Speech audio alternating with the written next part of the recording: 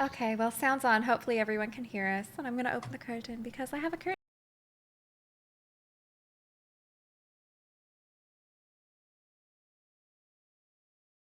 We're doing it. Hi, people! It's Sunday again. I don't know what week of how long we've been doing this. We've been doing this for I want to say a week, and I also want to say 15 years. So it's between a week and 15 years. Somewhere. Oh my goodness. I also want to say thank you so much. I hope I don't butcher your name. Celestis Amadeus? Did I say that right? Thank you for gifting subs to people's hello. So we're going to be doing The Importance of Being Earnest again, which is one of my favorite shows of ever because it's fun. Okay. And there's lots of food that no one gets to eat in the show. And there's shenanigans, and there's Mitch.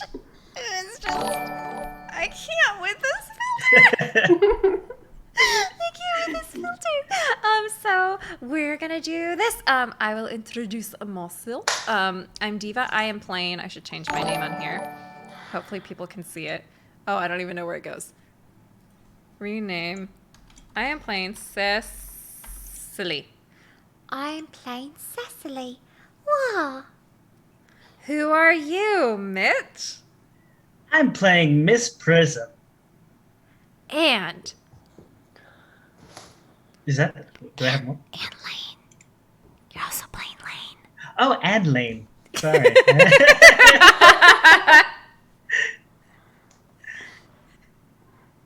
Christian, who are you playing? Welcome to today, everyone. I'm Christian, and I'll be playing Algernon. Tracey, who are you playing? I am playing Gwen. Thank you for asking. Xander, what about you? Hi, I'm Xander, and I'm playing Jack, the Pumpkin King. So this will be a lot of fun. I didn't know there were skeletons in Oscar Wilde, so this is going to be great. Donald, who are you? I'm Merriman, Jack's butler. That's not how I'm going to do it, but I'm Jack. No, that's how you're going to do it. I like it. I like it. Jack pays his butler to talk like that. That's how he's going to be. Okay. I need. Oh, you're someone else too. I am? Yeah. Yes. Ooh, Uh-oh. Wait a minute. Oh, I am. I am also Bracknell. Yes, Lady Bracknell. Lady Bracknell. Chausible. And Chausible. Wait, what? Oh, you're yeah. 3 people. Okay, you're those. Have fun. Right. So as a reminder, we cold read these, so some of us have read the show before, some of us haven't, but we just kind of... Did you just call me out on stream? No. I'm saying because there have been shows that we've done that I have never read as well. So I'm just saying, we're legit cold reading. We haven't rehearsed this at all. So I'm not calling anyone How out. could anyone have told? How would they have known? Xander. Was it your birthday recently? I thought I saw someone say it was your birthday recently. Yeah. My birthday? Yeah, was it your birthday recently? My birthday was in July. Oh, well, happy belated. My birthday's on Thursday. Happy Happy belated future. to everyone. What? Okay, oh yeah, I haven't updated the cast command, so, Nightbot, I'm sorry, you're incorrect, but yeah, you're mostly correct, so the people who are, there are correct people in there, so, have fun. Anyway, let's start, I suppose. Okay. We're gonna start. This is gonna go real good. It's going to be so good. Mitch, do you want to do the scene settings as well? Sure. Yeah. Thank you. All right. The Importance of Being Earnest, Act 1. Scene, morning room in Algernon's flat in Half Moon Street. Oh, are we starting? Yeah, I just was hiding my video, and I forgot I'm Retina today. I'm using Retina Zoom, so everyone, this is going to be a real fun stream. Shenanigans. Okay. All right. Algernon's flat in Half Moon Street. The room is luxuriantly and artistically furnished. The sound of the piano is heard in the adjoining room. Lane is arranging afternoon tea on the table, and after the music has ceased, Algernon enters. Did you hear what I was playing, Lane? I didn't think it polite to listen, sir. I'm sorry for that for your sake. I don't play accurately. Anyone can play accurately, but I play with wonderful expression. As far as the piano is concerned, sentiment is my forte. I keep science for life. Yes, sir. And speaking of the science of life, have you got the cucumber sandwiches cut for Lady Bracknell? Yes, sir. By the way, Lane, I see from your book that on Thursday night when Lord Shorman and Mr. Worthing were dining with me, 8 bottles of champagne are entered as having been consumed? Yes, sir. 8 bottles and a pint. Why is it that at a bachelor's establishment the servants invariably drink the champagne? I ask merely for information. I attribute it to the superior quality of the wine, sir. I have often observed that in married households the champagne is rarely of a first-rate brand. Good heavens, is marriage so demoralizing as that? I believe it is a very pleasant state, sir. I have had very little experience of it myself up to the present. I've only been married once. That was in consequence of a misunderstanding between myself and a young person. I don't know that I'm much interested in your family life, Lane. No, sir. It is not a very interesting subject. I never think of it myself. Very natural, I'm sure. That will do, Lane. Thank you. Thank you, sir. Lane's views on marriage seem somewhat lax. Really, if the lower orders don't set us a good example, what on earth is the use of them? They seem, as a class, to have absolutely no sense of moral responsibility. Mr. Ernest Worthing. How are you, my dear Ernest? What brings you up to town? Oh, pleasure. What else should bring one anywhere? Eating, as usual, I see, Algie. I believe it is customary in good society to take some refreshment at 5 o'clock. Where have you been since Thursday? In the country. What on earth do you do there? When one is in town, one amuses oneself. When one is in the country, one amuses other people. It is excessively boring. And who are these people that you amuse? Oh, neighbours. Got nice neighbours in your part of Shropshire? Perfectly horrid. Never speak to one of them. Oh, immensely you must amuse them. By the way, Shropshire is your county, is it not? Shropshire. Yes, of course.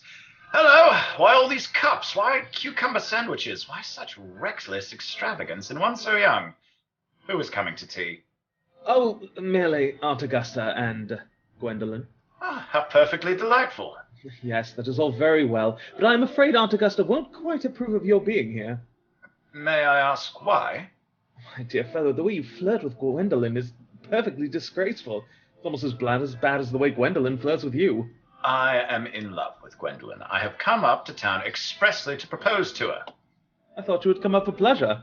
I call that business. How utterly unromantic you are. I really don't see anything romantic in proposing.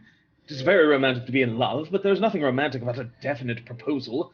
Why, one may be accepted, one usually is, I believe, then the excitement is all over. The very essence of romance is uncertainty. If I ever get married, I'll certainly try to forget the fact. I have no doubt about that, dear Algie. The divorce court was specifically invented for people whose memories are so curiously constituted. Oh, there's no use speculating on that subject. Divorces are made in heaven. Don't touch the cucumber sandwiches. They are ordered specifically for Aunt Augusta and me. Well, you have been eating them all the time. Which was quite a different matter. She's my aunt. Have some bread and butter. The bread and butter is for Gwendolen. Gwendolen is devoted to bread and butter. And very good bread and butter it is, too. Well, my dear fellow, you need not eat as if you were going to eat at all. You behave as if you were married to her already. You are not married to her already, and I don't think you ever will be. And why on earth did you say that? Well, in the first place, girls never marry the men they flirt with. Girls don't think it right. No, that's nonsense. It isn't. It's a great truth. It accounts for the extraordinary number of bachelors that one sees all over the place. In the second place, I don't give my consent. Your consent? My dear fellow, Gwendolen is my first cousin. And before I allow you to marry her, you will have to clear up the whole question of Cecily. Cecily? What on earth do you mean? What do you mean, Algie, by Cecily? I don't know anyone of the name Cecily. Lane, bring me that cigarette case Mr. Worthing left in the smoking room last time he dined here. Yes, sir.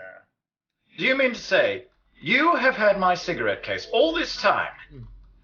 I wish to goodness you had let me know. I've been wiring frantic letters to Scotland Yard about it. I was nearly offering a large reward. Well, I wish you would offer one. I happen to be more than usually hard up. There is no good offering a large reward now that the thing is found. Thank you. I think it rather mean of you, Ernest, I must say. However, it makes no matter, for now that I look at the inscription inside, I find that the thing isn't yours at all. Of course it's mine. You have seen me with it hundreds of times. You have no right whatsoever to read what is written inside. It is a very ungentlemanly thing to read a private cigarette case. Oh, it is absurd to have a hard and fast rule about what one should read and what one shouldn't. More than half of modern culture depends on what one shouldn't read. I'm quite aware of the fact that I don't propose to discuss modern culture. It isn't the sort of thing one should talk about in private. I simply want my cigarette case back. Yes, but this isn't your cigarette case. This cigarette case is a present from someone by the name of Cecily. And you said you didn't know anyone of that name. Well, if you want to know, Cecily happens to be my aunt. Your aunt? Yes, charming old lady she is too. Lives at Turnbridge Wells. Just give it back to me, Algie. But why does she call herself Little Cecily if she is your aunt and lives in Turnbridge Wells? From Little Cecily, with her fondest love. My dear fellow, what on earth is there in that? Some aunts are tall, some aunts are not tall. That is a matter that surely an aunt may be allowed to decide for herself. You seem to think that every aunt should be exactly like your aunt. That is absurd. For heaven's sakes, give me back my cigarette case. Yes, but why does your aunt call you her uncle? From Little Cecily, with her fondest love to her dear Uncle Jack. There is no objection, I admit, to an aunt being a small aunt, but why an aunt, no matter what her size may be, should call her own nephew her uncle? Oh, I can't quite make out. Besides, your name isn't Jack at all. It is Ernest. It isn't Ernest. It's Jack. You've always told me it was Ernest. I've introduced you to everyone as Ernest. You answer to the name of Ernest. You look as if your name was Ernest. You are the most earnest-looking person I ever saw in my life. It is perfectly absurd. You're saying that your name isn't Ernest. It's on your cards. Here is one of them. Mr. Ernest Worthing, B4, the Albany. I'll keep this as proof your name is Ernest if ever you attempt to deny it to me or to Gwendolen or to anyone else. Well, my name is Ernest in town, and Jack in the country, and the cigarette case was given to me in the country. Yes, but that does not account for the fact that your small Aunt Cecily, who lives at Turnbridge Wells, calls you her dear uncle. Come, old boy, you had much better have the thing out at once. My dear Algie, you talk exactly as if you were a dentist. It is very vulgar to talk like a dentist when one isn't a dentist. It produces a false impression. Well, that is exactly what dentists always do. Now, go on. Tell me the whole thing. I may mention that I have always suspected you of being a confirmed and secret Bunburyist, but I am quite sure of it now. Bunburyist? What on earth do you mean by a Bunburyist? I'll reveal to you the meaning of that incomparable expression as soon as you are kind enough to inform me why you are Ernest in town and Jack in the country. Well, produce my cigarette case first. Here it is. Now produce your explanation, and pray, make it improbable. My dear fellow, there is nothing improbable about my explanation at all. In fact, it's perfectly ordinary. Old Mr. Thomas Cardew, who adopted me when I was a little boy, made me, in his will, guardian to his granddaughter, Miss Cecily Cardew. Cecily, who addresses me as her uncle from motives of respect that you could not possibly appreciate, lives at my place in the country under the charge of her admirable governess, Miss Prism. Where is this place in the country, by the way? That is nothing to you, dear boy. You are not going to be invited. I may tell you candidly that the place is not in Shropshire. I suspected that, my dear fellow. I have Bunburied all over Shropshire on 2 separate occasions. Now, go on. Why are you Ernest in town and Jack in the country? My dear Algie, I don't know whether you will be able to understand my real motives. You are hardly serious enough.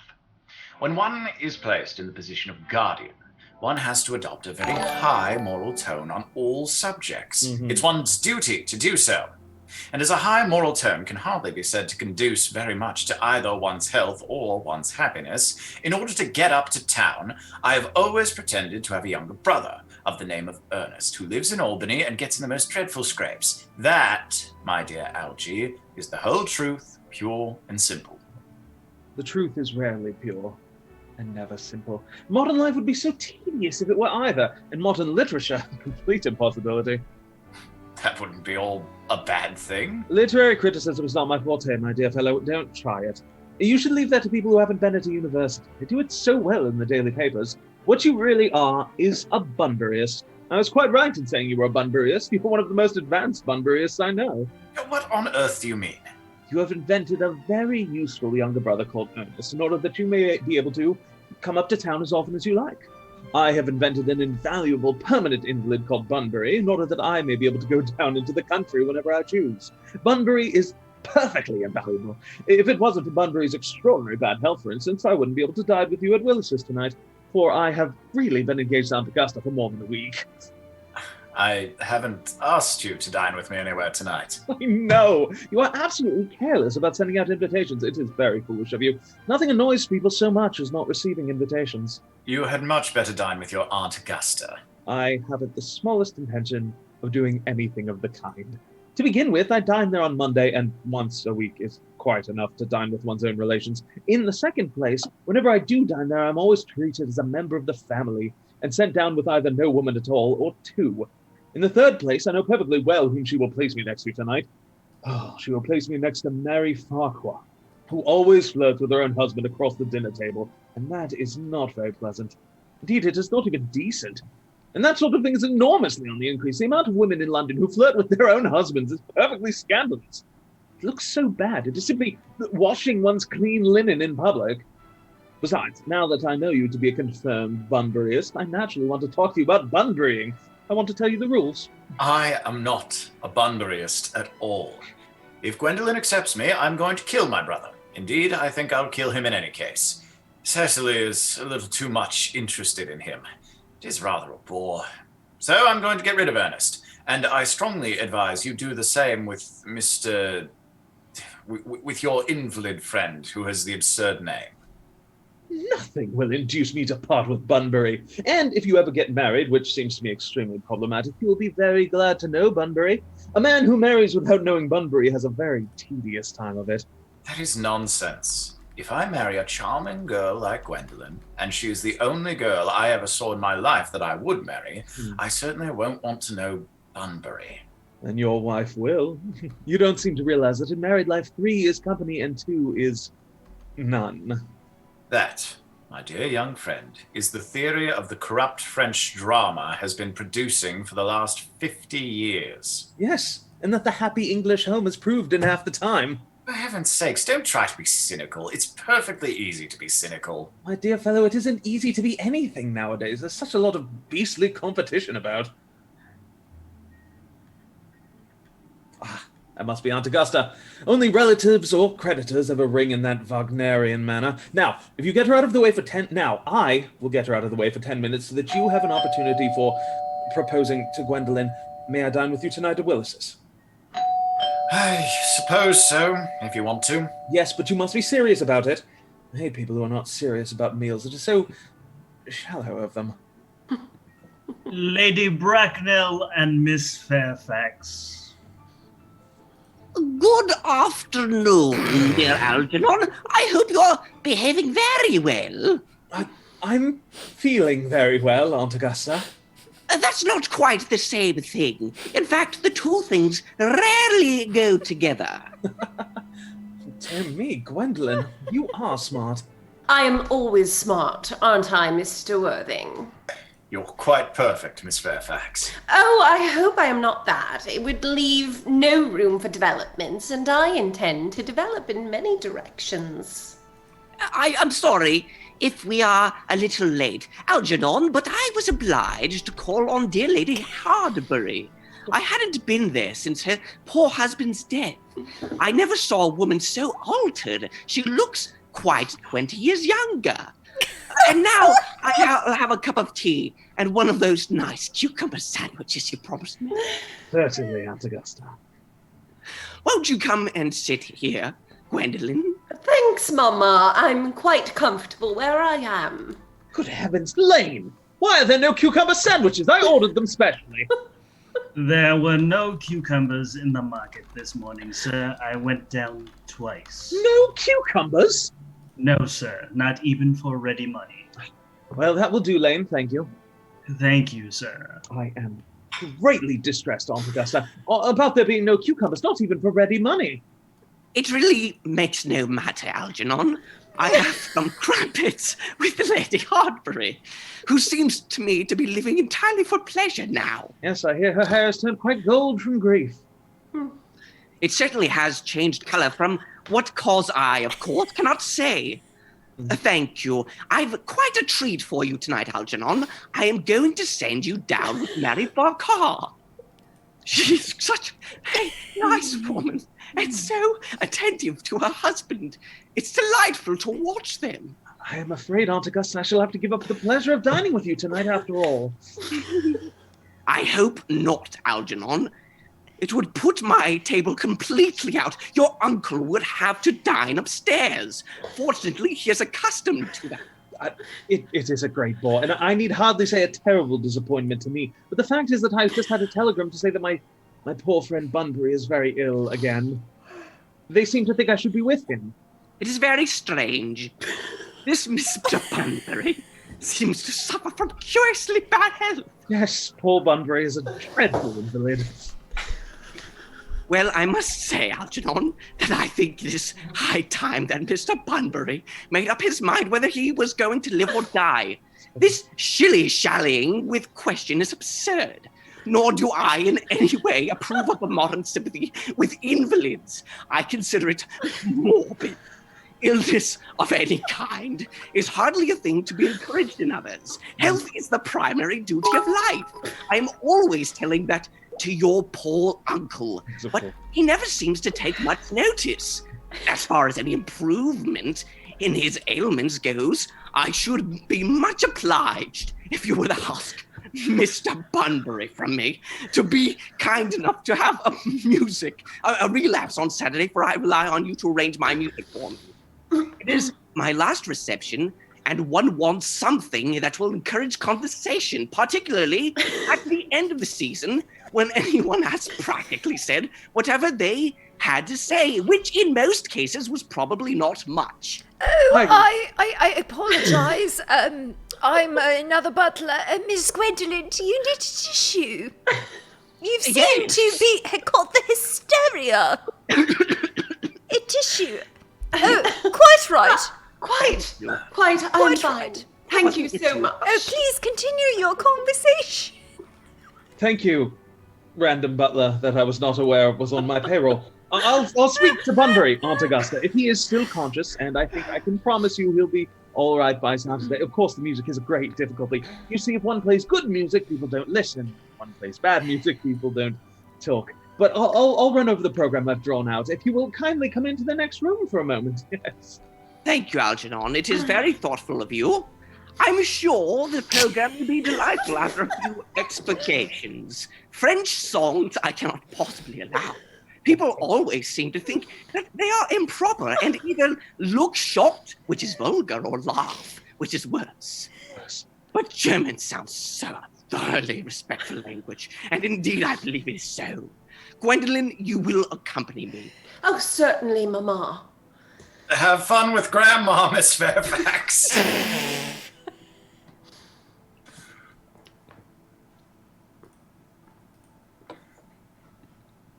Oh, charming day it has been, Miss Fairfax. Jack, oh, please don't talk to me about the weather, Mr. Worthing. Whenever people talk to me about the weather, I always feel quite certain that they mean something else, and that makes me so nervous. I do mean something else. I thought so. In fact, I am never wrong. And I would like to be allowed to take advantage of Lady Bracknell's temporary absence. I would certainly advise you to do so. Mama has a way of coming back suddenly into a room that I have often had to speak to her about. Miss Fairfax, ever since I met you, I have admired you more than any girl. I have ever met since, well, I met you. Yes, I am quite aware of that fact. And I often wish that in public, at any rate, you had been more demonstrative. For me, you had always had an irresistible fascination. Even before I met you, I was far from indifferent to you. We live, as I hope you know, Mr. Worthing, in an age of ideals. The fact is constantly mentioned in the more expensive monthly magazines, and has reached the provincial pulpit, I am told, and my ideal has always been to love someone of the name of Earnest. There is something in that name that inspires absolute confidence. The moment Algernon first mentioned to me that he had a friend called Ernest, I knew I was destined to love you. You really love me, Gwendolen. Passionately. Darling, you don't know how happy you've made me. My own Ernest. But you don't really mean to say that you couldn't love me if my name wasn't Ernest. But your name is Ernest. Yes, I know it is, but supposing it was something else. Do you mean to say you couldn't love me then? That is clearly a metaphysical speculation, and like most metaphysical speculations, has very little reference at all to the actual facts of real life as we know them. Personally, darling, to speak quite candidly, I don't much care about the name Ernest. I don't think the name suits me at all. It suits you perfectly. It is a divine name. It has a music of its own. It produces vibrations. Well, really, Gwendolen, I must say that I think you're lots of much nicer names. Yes, I can read. I think Jack, for instance, a charming name. Jack? No. There is very little music in the name Jack. If any at all, indeed. It does not thrill. It produces absolutely no vibrations. I have known several Jacks, and they are all, without exception, were more than unusually plain. Besides, Jack is a notorious domesticity for John, and I pity any woman who is married to a man called John. She would probably never be allowed to know the entrancing pleasure of a single moment's solitude. The only really safe name is Ernest. Gwendolen, I must get christened at once. We must get married at once. There is no time to be lost. Married, Mr. Worthing? Well, surely. You know that I love you, and you led me to believe, Miss Fairfax, that you were not absolutely indifferent to me. I adore you, but you haven't proposed to me yet. Nothing has been said at all about marriage. The subject has not even been touched on. Well, may I propose to you now? I think it would be an admirable opportunity, and to spare you any possible disappointment, Mr. Worthing, I think it only fair to tell you quite frankly beforehand that I am fully determined to accept you. Gwendolen. Yes, Mr. Worthing, what have you got to say to me? You know what I've got to say to you. Yes, but you don't say it. Gwendolen, will you marry me? Of course I will, darling. How long you have been about it. I'm afraid you have had very little experience in how to propose. My own one. I've never loved anyone in the world but you. Yes, but men often propose for practice. I know my brother Gerald does. All my girlfriends tell me so. What wonderfully blue eyes you have, Ernest. They are quite blue. I hope you will always look at me just like that, especially when there are other people present. Mr. Worthing, aside from this recumbent posture, it is most indecorous. Mamma, I must beg you to retire. This is no place for you. Besides, Mr. Worthing is not quite finished yet. Finished what, may I ask? I am engaged to Mr. Worthing, Mamma. Pardon me, you're not engaged to anyone. When you do become engaged to someone, I or your father, should his health permit him, will inform you of the fact. An engagement should come on a young girl as a surprise, pleasant or unpleasant as they as the case may be, it is hardly a matter that she could be allowed to arrange for herself. And now I have a few questions to put to you, Mr. Worthing. While I am making these inquiries, you, Gwendolen, will wait for me below in the carriage. Mama! In the carriage, Gwendolen. We're doing great. Mama, don't you want to yell at me one more time? No? Fine. Yes, fine. The carriage! Yes, Mama. You should take a seat, Mr. Worthing. Yeah, already there. Thank you, Lady Bracknell. I prefer standing. I feel bound to tell you that you are not down on my list of eligible young men, although I have the same list as the dear Duchess of Bolton has. We work together. In fact, however, I am quite ready to enter your name should your answers be what a really affectionate mother requires. Do you smoke? Well, yes. I must admit, I do smoke. Do you wear a Pokemon blanket? Yes! Yes, I do. I'm glad to hear it also. A man should always have an occupation of some kind. There are far too many idle men in London as it is. How old are you? 29. A very good age to be married at. I have always been of the opinion that a man who desires to get married should know everything or nothing about Pokemon, and of everything. Which do you know? I know Charmander, Bulbasaur, and nothing, Lady Bracknell. Excellent. I am pleased to hear it. I do not approve of anything that tampers with natural ignorance. Ignorance is like a delicate exotic fruit. Touch it and the bloom is gone. The whole theory of modern education is radically unsound. Fortunately, in England, at any rate, education produces no effect whatsoever. If it did, it would prove a serious danger to the upper classes and probably lead to acts of violence in Grosvenor Square. What is your income? Sorry, what was the name of that square? One more time? Grosvenor Square. Right, yes. Well, my income is between 7,000 and 8,000 a year. In land or in investments? In investment, chiefly. That is satisfactory. What between the duties expected of one during one's life and the duties exacted from one after one's death, land has ceased to be either a profit or a pleasure.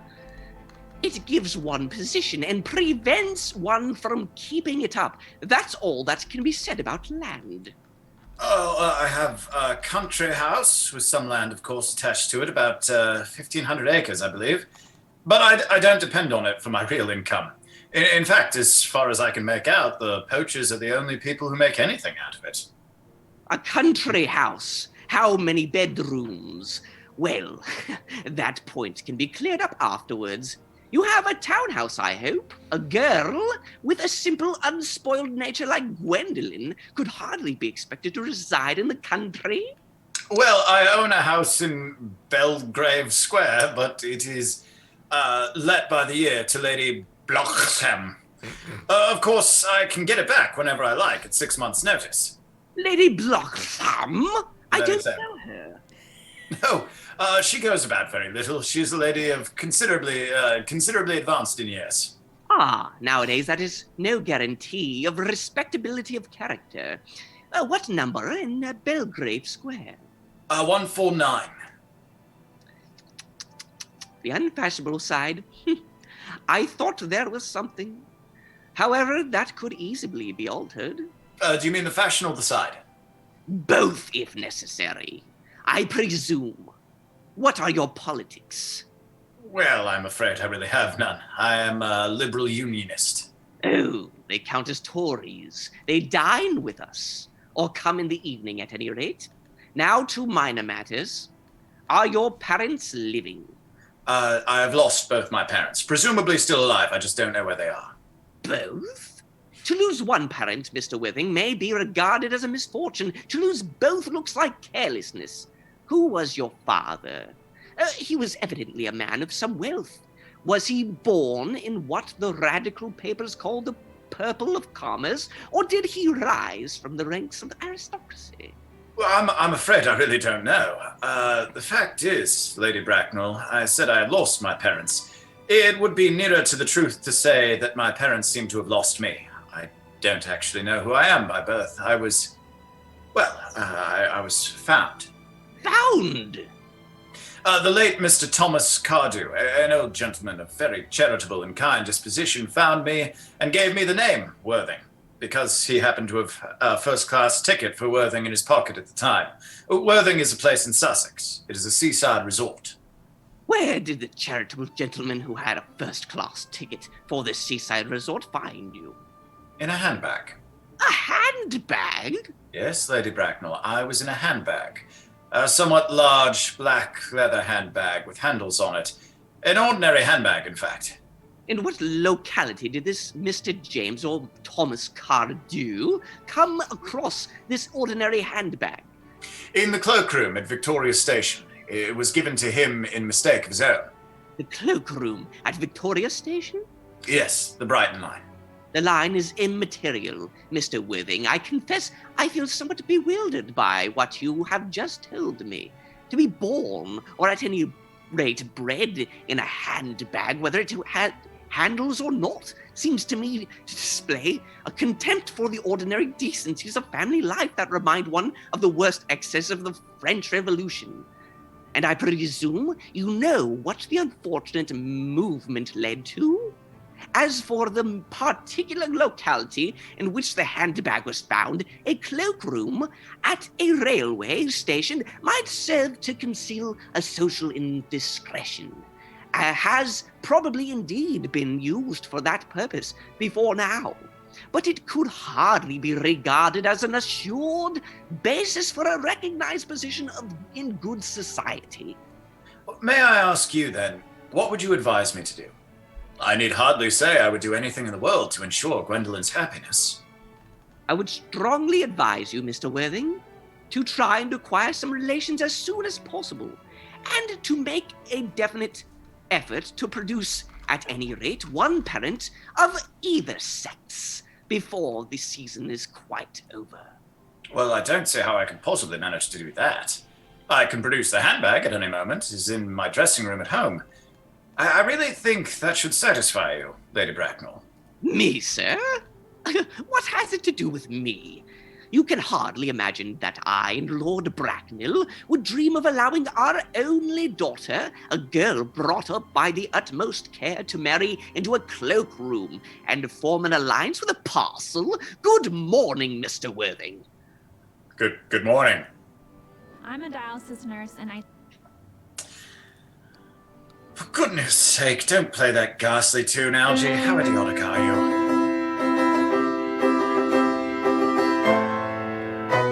I'm so sorry. It seems my camera I was live streaming in the other room. Didn't it go off all right, old boy? My apologies. Didn't it go off all right, old boy? You don't mean to say Gwendolen refused you. I know it is a way she has. She's always refusing people. I think it is most ill-natured of her. Oh, Gwendolen is right as a... I don't know that word. A trivet? What was it? A trivet? Oh, yes, trivet, of course. So good that you can read my mind. Almost. As far as she is concerned, we are engaged. Her mother is perfectly unbearable. Never met such a gorgon. Yep. I don't really know what a gorgon is like, but I'm quite sure that Lady Bracknell is one. Mm-hmm. In any case, she's a monster without being a myth, which is rather unfair. I beg your pardon, Algie. I suppose I shouldn't talk about your own aunt that way before you. My dear boy, I love hearing my relations abused. It's the only thing that makes me put up with them at all.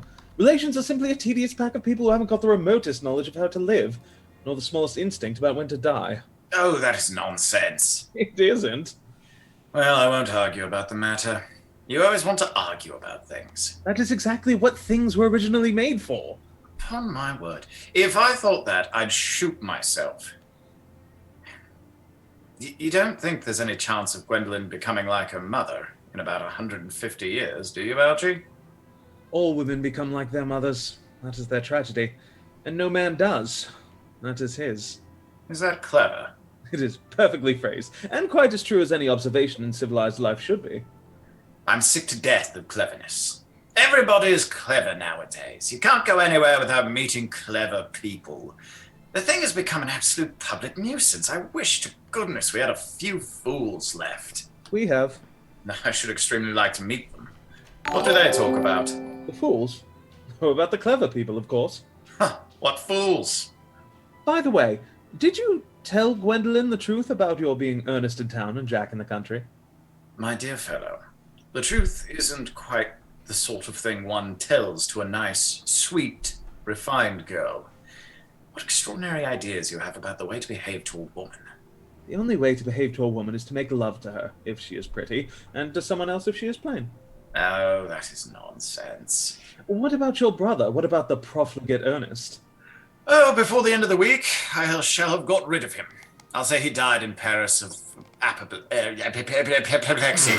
Lots of people die of apoplexy quite suddenly, don't they? Yes, but I believe it's hereditary, my dear fellow. It's the sort of thing that runs in families. You had much better say a severe chill. Are you sure a severe chill isn't hereditary or anything of that kind? Of course it isn't. Very well then. My poor brother Earnest is carried off suddenly in Paris by a severe chill. That gets rid of him. But I thought you said that Miss Cardew was a little too much interested in your poor brother Earnest. Won't she feel his loss a great deal? Oh, that is all right. Cecily is not a silly romantic girl, I'm glad to say. She's got a capital appetite, goes long walks, and pays no attention at all to her lessons. I would rather like to see this, Cecily. I will take very good care you never do. She's excessively pretty, and she is only just 18. Have you told Gwendolen yet that you have a excessively pretty ward who is only just 18? Oh, one doesn't blurt these things out to people. Cecily and Gwendolen are perfectly certain to be extremely great friends. I'll bet you anything you like that half an hour after they have met, they will be calling each other sister. Women only do that when they have called each other a lot of other things first. Now, my dear boy, if we want to get a good table at Willis's, we really must go and dress. Do you know it's nearly 7? Oh, is it always... it always is nearly 7. Well, I'm hungry. Never knew you when you weren't. What shall we do after dinner? Go to the theatre? Oh, no, I loathe listening. Well, then let us go to the club. Oh, no, I hate talking. Well, we might trot around to the Empire at 10. Oh, no.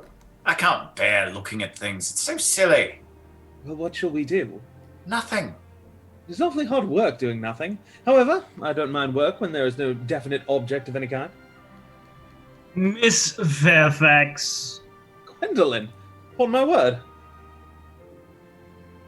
Yes. You're back. I am. Algie, kindly turn your back. I have something very particular to say to Mr. Worthing. Really, Gwendolen, I don't think I can allow this at all. Algie, you always adopt a strictly immoral attitude toward life. You are not quite old enough to do that. My own darling. Ernest, we may never be married. What? This is serious. From the expression on Mama's face, I fear we never shall. Few people, parents nowadays, pay any regard to what their children say to them. The old-fashioned respect for the young is fast dying out. Whatever influence I ever had over Mama, I lost at the age of 3. But although she may prevent us from becoming man and wife, and I may marry someone else, and marry often, nothing that she can possibly do can alter my eternal devotion to you. Dear Gwendolen. The story of your romantic origin, as related to me by Mama, with unpleasing comments, has naturally stirred the deeper fibers of my nature. Your Christian name has an irresistible fascination. The simplicity of your character makes you exquisitely incomprehensible to me. Your town address at Albany, I have. What is the address in the country? The Manor House, Woolton, Hertfordshire. It is a good postal service, I suppose. It may be necessary to do something desperate. That, of course, will require serious consideration. I will communicate with you daily. My own one. How long do you remain in town? Till Monday. Good. Algie, you may turn your round now. Thanks, I've turned around already. You may also ring the bell. You will let me see you to your carriage, my own darling. Certainly.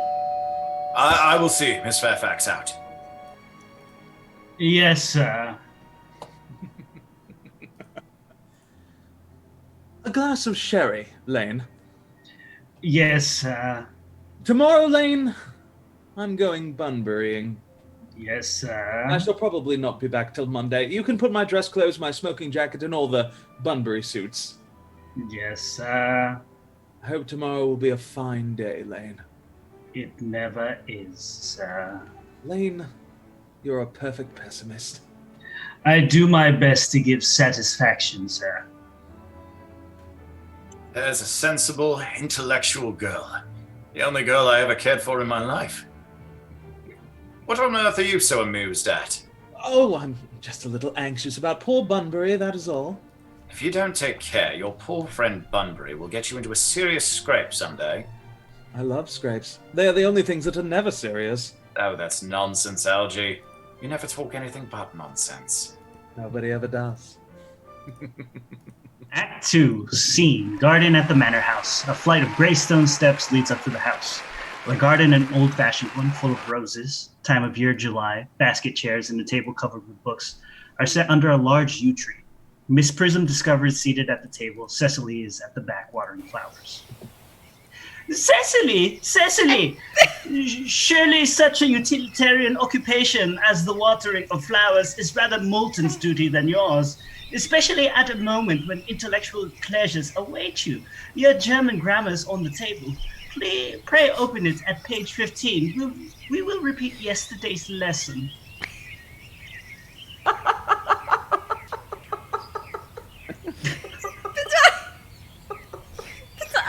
I don't like German. It isn't all a becoming language. I know perfectly well that I look quite plain after my German lesson. Child, you know how anxious your guardian is, that you should improve yourself in every way. He laid particular stress on your German as he was leaving for town yesterday. Indeed, he always lays stress on your German when he is leaving town. Dear Uncle Jack is so very serious. Sometimes he is so serious that I think he cannot be quite well. Your guardian enjoys the best of health, and his gravity of demeanor is especially to be commended in one so comparatively young as he is. I know no one who has a higher sense of duty and responsibility. I suppose that is why he often looks a little bored when we three are together. Cecily, I am surprised at you. Oh, Mr. Worthing has many troubles in his life. Idle merriment and triviality would be out of place in his conversation. You must remember his constant anxiety about that unfortunate young man, his brother. oh, yes. I wish Uncle Jack would allow that unfortunate young man, his brother, to come down here sometimes to Downton Abbey, obviously where we are. I'm sure we might have a good influence over him, Miss Prism. I'm sure you certainly would. You know German and geology and all kinds of things that influence a man very much. I do not think that even I could produce any effect on a character that, according to his own brother's admission, is irretrievably weak and vacillating. Indeed, I am not sure that I would desire to reclaim him. I am not in favor of this modern mania for turning bad people into good people at a moment's notice. As a man sows, so let him reap. You must put away your diary, Cecily. I really don't see why you should keep a diary at all. Well, I keep a phone in the Victorian era because I don't happen to have a diary with me at the moment, but I keep it in order to enter the wonderful secrets of my life. And if I didn't write them down, I should probably forget all about them. Memory, my dear Cecily, is the diary that we all carry about with us. Yes, but it usually chronicles the things that have never happened and couldn't possibly have happened. I believe that memory is responsible for nearly all 3 volumes that Moody? Is it Moody? I've only ever read it. I've never seen it spoken aloud, heard it. I think it's Moody sends us. The person who sends us the things. Do not speak slightingly of the 3-volume novel, Cecily. I wrote one myself in earlier days. Did you really, Miss Prism? How wonderfully clever you are. I hope it did not end happily. I don't like novels that end happily. They depress me so much. The good ended happily and the bad unhappily. This is what fiction means. Oh, I suppose so. But it seems unfair. And was your novel ever published? Alas, no. Oh. The manuscript unfortunately was abandoned. I use the word in the sense of lost or mislaid. To your work, child, these speculations are profitless. Oh, but I see dear Dr. Chausible coming through the garden. Dr. Chausible, this is indeed a pleasure. How are we this morning, Miss Prism? You are, I trust, well. Miss Prism has just been complaining of a slight headache. I think it would do her so much good to have a short stroll with you in the park, Dr. Chausible. Cecily, I have not mentioned anything about a headache. No, dear Miss Prism, I know that, but I felt instinctively that you had a headache. Indeed, I was thinking about that and not about my German lesson when the rector came in. I hope, Cecily, you are not inattentive. Oh, I am.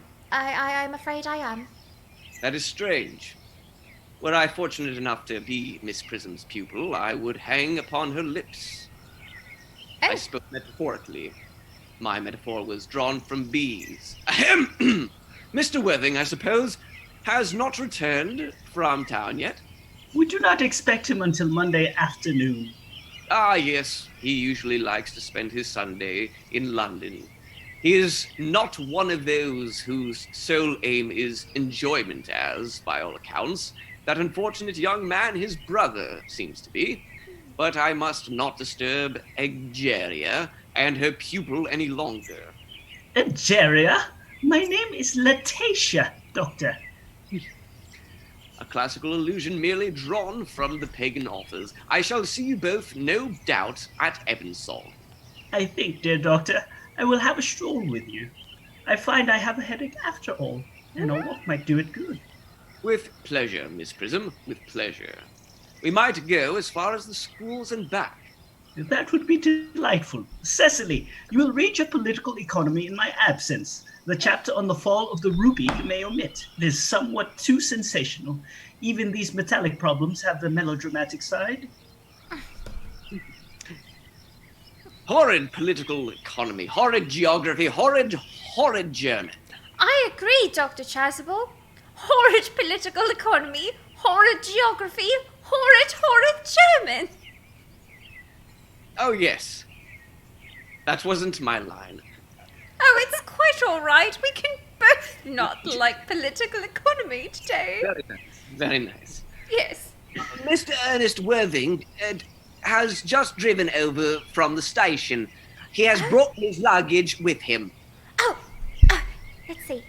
I have a card that also happens to be in my phone diary. It says, Mr. Ernest Worthing, B4 the Albany W. Mr. Jack's, Uncle Jack's brother! Did you tell him Mr. Worthing was in town? Yes, miss. He seemed very much disappointed. I mentioned that you and Miss Prism were in the garden. He said he was anxious to speak to you privately for a moment. Ask Mr. Ernest Worthing to come here. I suppose you had better talk to the housekeeper about a room for him. Yes, miss. I've never met any really wicked person before. I feel rather frightened. I'm so afraid he will look just like everyone else. Oh, he does. You are my little cousin Cecily, I'm sure. You are under some strange mistake. I am not little. In fact, I believe I am more than usually tall for my age. of 5'1 3/4 is my height, which is taller than the average Victorian. Anywho, I am your cousin, Cecily. You, I see from your card, are Uncle Jack's brother, my cousin Ernest, my wicked cousin Ernest. Oh, I'm not really wicked at all, Cousin Cecily. You mustn't think that I'm wicked. Oh, if you are not, then you have certainly been deceiving us all in a very inexcusable manner. I hope you have not been leading a double life, pretending to be wicked and really being good all the time. That would be hypocrisy. Oh, of course, I have been rather reckless. Oh, I'm glad to hear it. In fact, now that you mention the subject, I have been very bad in my own small way. I don't think you should be so proud of that, though I am sure it must have been very pleasant.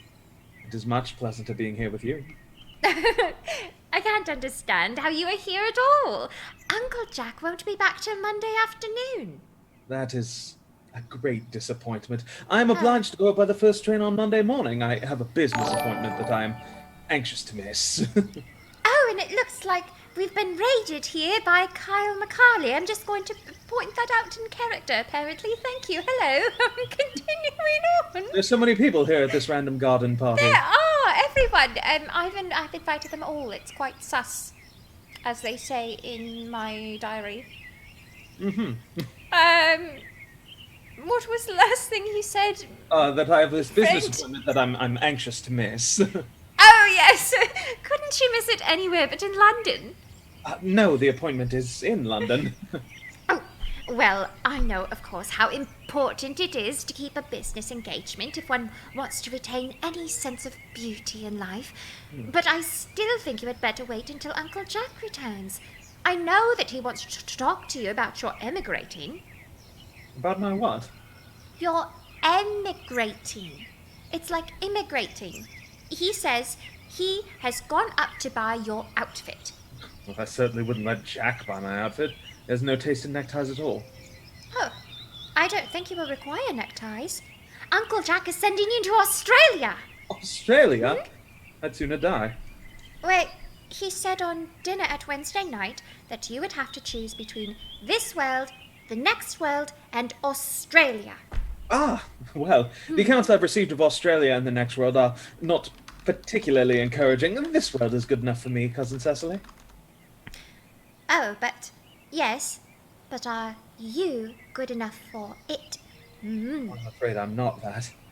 That's why I want you to reform me. You might make that your mission, if you don't mind, Cousin Cecily. Oh, well, I'm afraid I've no time this afternoon. Well, would you mind my reforming myself this afternoon? I think that is rather quixotic of you, but I think you should try. I will. In fact, I feel better already. You look a little worse. Oh, that's because I'm hungry. Oh, how thoughtless of me! I should have remembered that when one is going to lead an entirely new life, one requires regularly and wholesome meals. Won't you come in? Thank you. Might I have a buttonhole first? I never have an appetite unless I have a buttonhole first. I believe what I'm about to say is a marshmallow. Yeah, it's a French word for a type of rose. Well, in either case, I'd sooner have a pink rose. Oh, why? Because you are like a pink rose, Cousin Cecily. Well, I don't think it can be right for you to talk to me like that. Miss Prism never says such things to me. Then Miss Prism is a short-sighted old lady. You're the prettiest girl I ever saw. Miss Prism says all good looks are a snare. They're a snare that every sensible man would like to be caught in. Oh, I don't think I would care to be caught. I don't think oh, look at me, I'm tongue-tied. I don't think I would care to catch a sensible man. I shouldn't know what to talk to him about. You are too much alone, Dr. Chausible. You should get married. A misanthrope, I can understand. A womanthrope, never. Believe me, I do not deserve so neo-logistics a phrase. The precept as well as the practice of the primitive church, was distinctly against matrimony. That is obviously the reason why a primitive church has not lasted up to present day. And you do not seem to realize, dear doctor, that by persistently remaining single, a man converts himself into a permanent public temptation. Men should be more careful. This very celibacy leads weaker vessels astray. But is a man not equally attractive when married? No, married man is ever attractive except to his wife. And often I've been told not even to her. That depends on the intellectual sympathies of the woman. Maturity can always be depended upon. Ripeness can be trusted. Young women are green. I spoke horticulturally. My metaphor was drawn from fruits, but where is Cecily?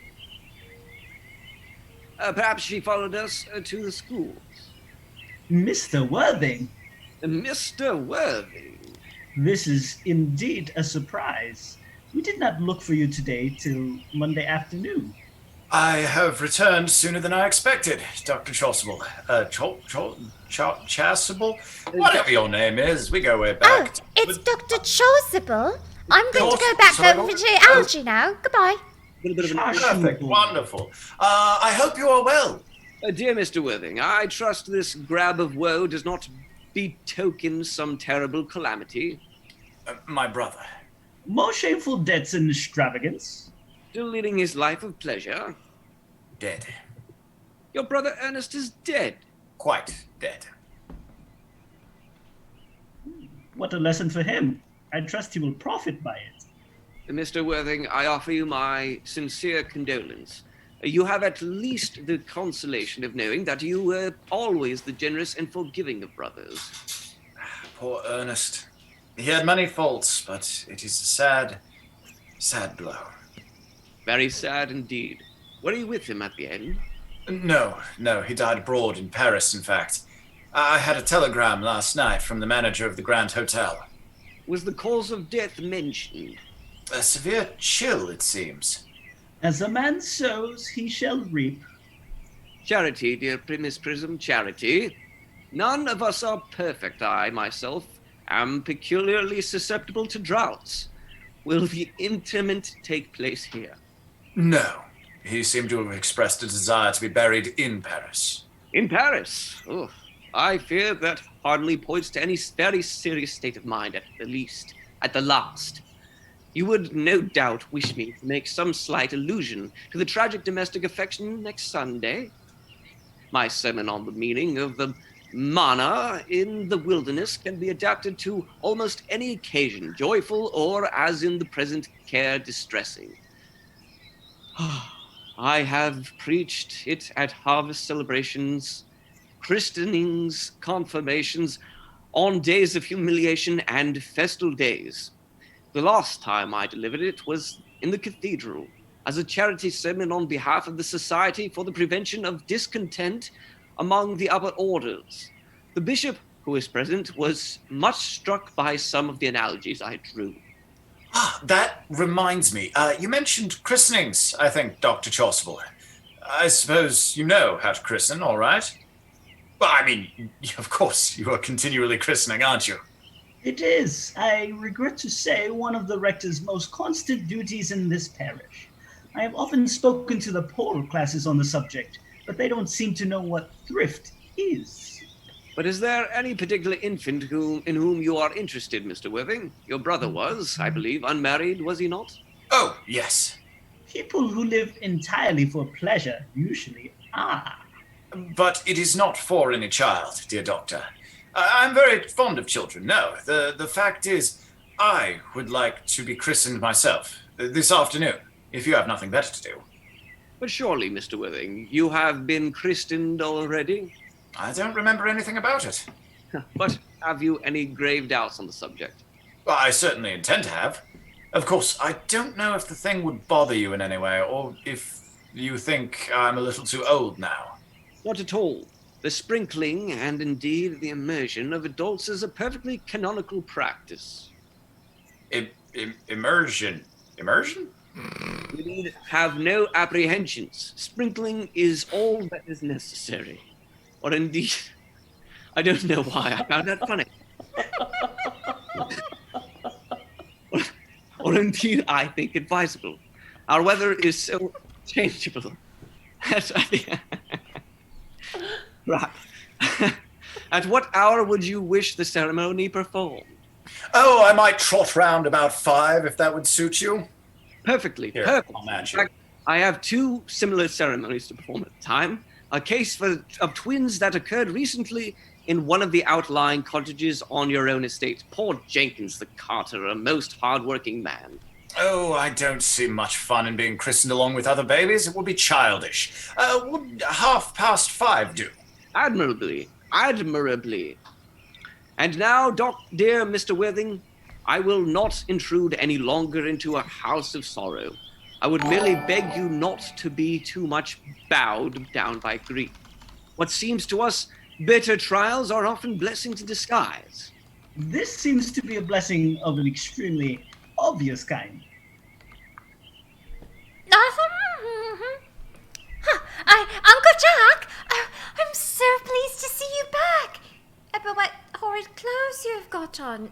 Do go and change them. Cecily! My child, my child. What is the matter, Uncle Jack? Do look happy. You look as if you have a toothache, and I have got such a surprise for you. Do you know... Who do you think is in the dining room? Your brother! Who? Your brother Ernest. He arrived about half an hour ago. What nonsense. I haven't got a brother. Don't you say that. However badly he may have behaved to you in the past, he is still your brother. You couldn't be so heartless as to disown him. I'll tell him to come out, and you will shake hands with him, won't you, Uncle Jack? These are very joyful tidings. After we had all been resigned to his loss, his sudden return seems to me peculiarly distressing. My brother is in the dining room. I don't know what it all means. I think it's perfectly absurd. Good heavens. Oh, my dear... Unfortunately, my Brother brother's John! new.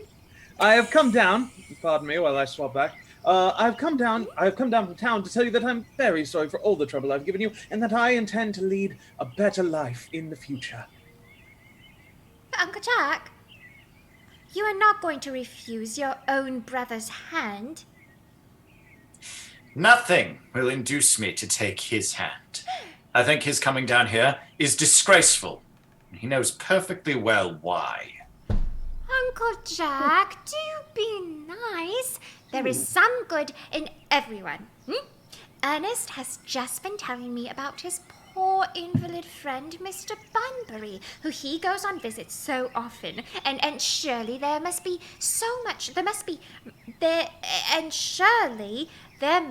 much good in one who is kind to an invalid and leaves the pleasures of London to sit by a bed of pain. Oh, he has been talking about Bunbury, has he? Yes, he has told me all about poor Mr. Bunbury and his terrible state of health. Bunbury! Well, I won't have him talk to you about Bunbury or about anything else. It is enough to drive one perfectly frantic. Of course, I admit that the faults were all on my side, but I must say that I think that Brother John's coldness to me is peculiarly painful. I expected a more enthusiastic welcome, especially considering it is the first time I have come here. Uncle Jack, if you don't shake hands with Ernest, I will never forgive you. Never forgive me? Never, never, never. Well, this is the last time I shall ever do it. It's pleasant, is it not, to see so perfect a reconciliation? I think we might leave the 2 brothers together. Cecily, you will come with us. Oh, certainly, Miss Prism. My little task of reconciliation is over. You have done a beautiful action today, dear child. We must not be premature in our judgments. I feel very happy. You young scoundrel, Algie! You must get out of this place as soon as possible. I don't allow any Bunburying here. Shame. I have put Mr. Earnest's things in the room next to yours, sir. I suppose that is all right. What? Mr. Earnest's luggage, sir. I've unpacked it and put it in the room next to your own. His luggage? My luggage. Yes, sir. 3 portmanteaus, a dressing case, 2 hat boxes, and a large luncheon basket. I'm afraid I can't stay more than a week this time. Merriman, order the dog cart at once. Mr. Earnest has suddenly been called back to town. Yes, sir. What a fearful liar you are, Jack. I have not been called back to town at all. Yes, you have. I haven't heard anyone call me. Your duty as a gentleman calls you back. My duty as a gentleman has never once interfered with my pleasures in the smallest degree. Yes, I can quite understand that. Well, Cecily is a darling. You are not to talk of Miss Cardrew like that. I don't like it. Well, I don't like your clothes. You look perfectly ridiculous in them. Why on earth don't you go up and change? It's perfectly childish to be in deep mourning for a man who is actually staying for a whole week with you in your house as a guest. I call it grotesque. You are certainly not staying with me for a whole week as a guest or anything else. You have got to leave by the 4:05 train.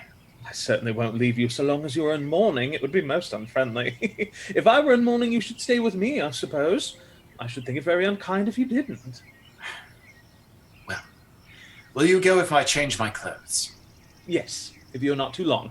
I never saw anybody take so long to dress with such little result. Well, at any rate, this is better than being always overdressed as you are. If I am occasionally a little overdressed, I make up for it by being always immensely overeducated. Your vanity is ridiculous. Yeah. Your conduct an outrage, and your presence in my garden utterly absurd. However, you have got to catch the 4:05, and I hope you will have a pleasant journey back to town. This bunburying, as you call it, has not been a great success for you.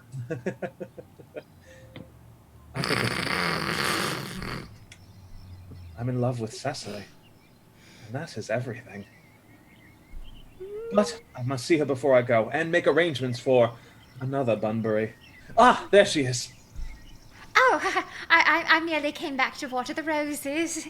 I thought you were with Uncle Jack. Oh, he's gone to order the dog cart for me.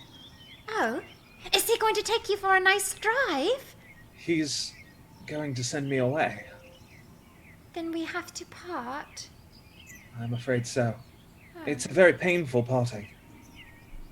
It is always painful to part from people whom one has known for the very briefest space of time.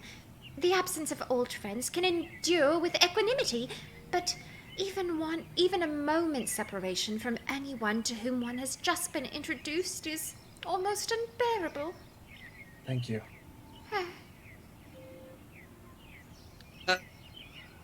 Oh, dear. Merriman. Is at the door, sir. Oh, it can wait, Merriman, for 5 minutes, please. Yes, miss. I hope, Cecily, I shall not offend you if I state quite frankly and openly that you seem to me in every way the visible personification of absolute perfection.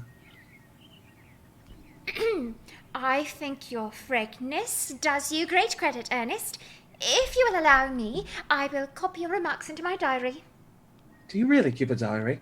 I'd give anything to look at it. May I? Oh, no! Oh, I mean, you see, it is simply a very young girl's record of her own thoughts and impressions, and consequently meant for publication. When it appears in volume form, I hope you will order a copy. But pray, Ernest, don't stop. I delight in taking down from dictation. I have reached absolute perfection. You can go on. I'm quite ready for more.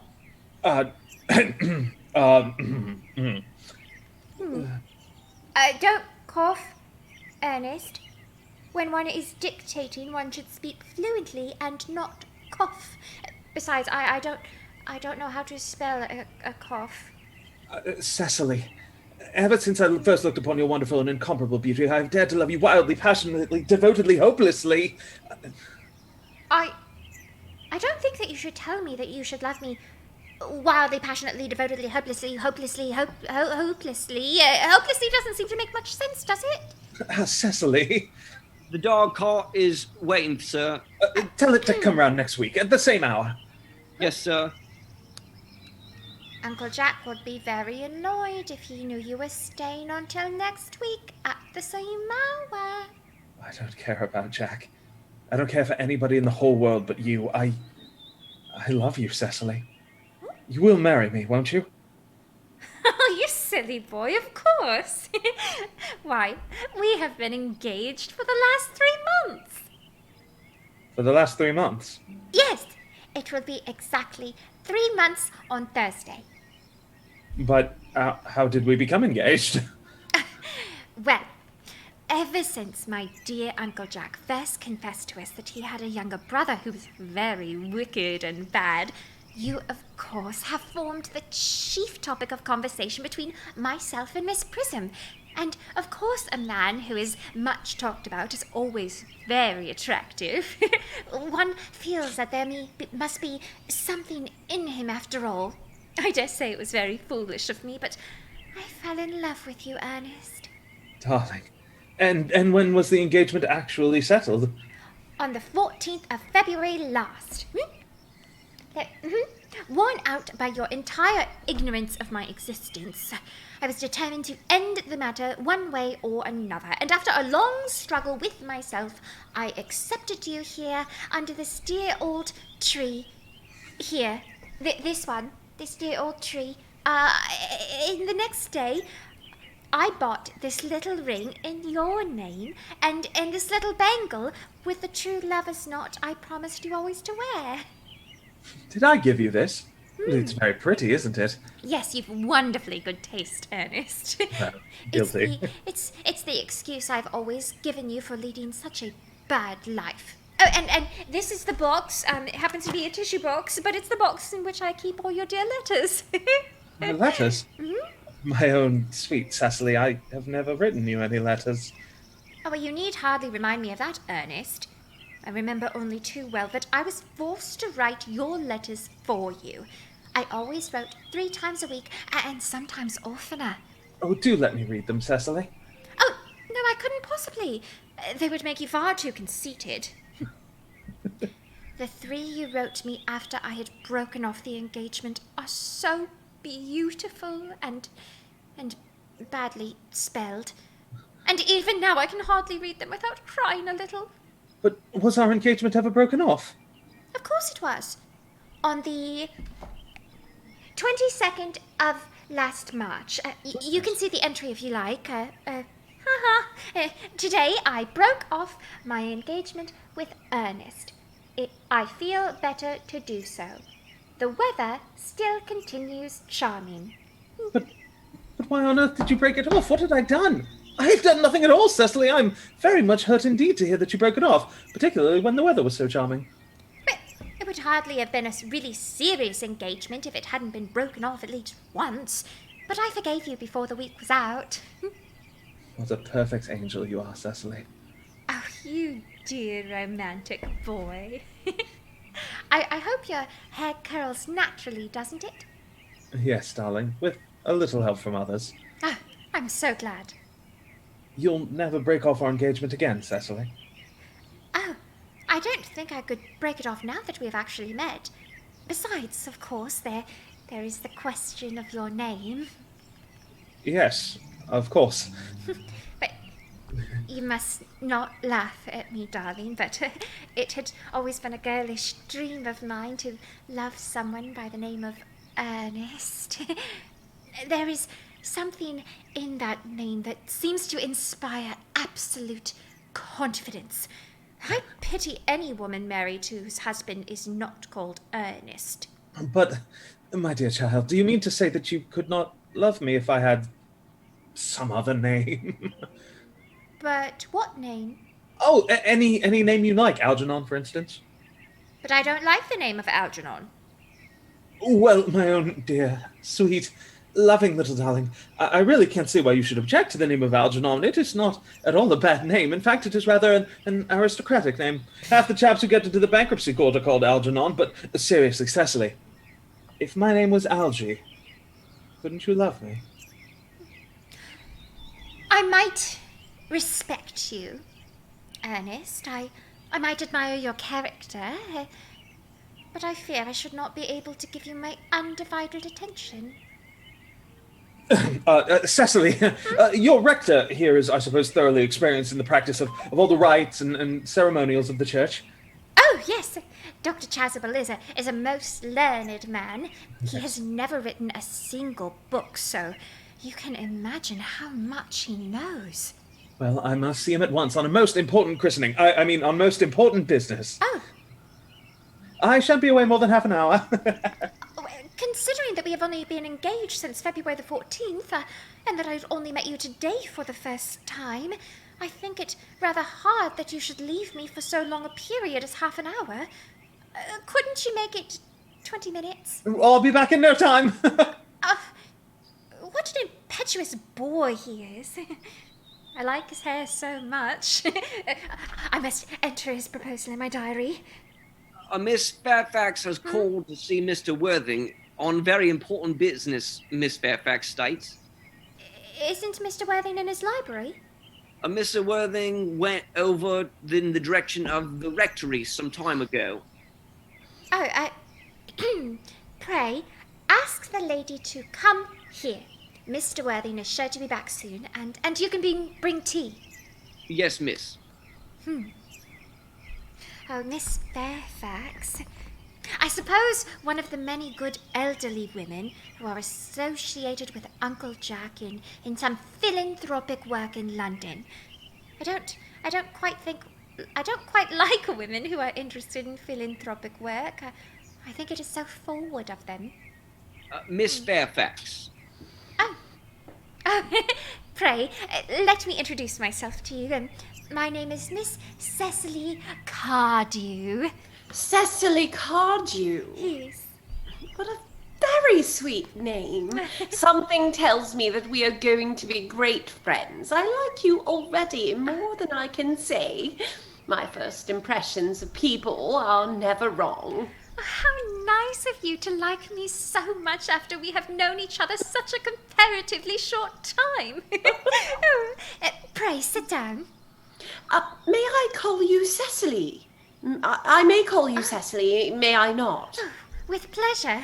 And you must always call me Gwendolen, won't you? Oh, if you wish. Then it is all quite settled, is it not? Oh, I hope so. Perhaps this might be a favourable opportunity for my mentioning who I am. My father is Lord Bracknell. You have heard of Papa, I suppose. I don't think so.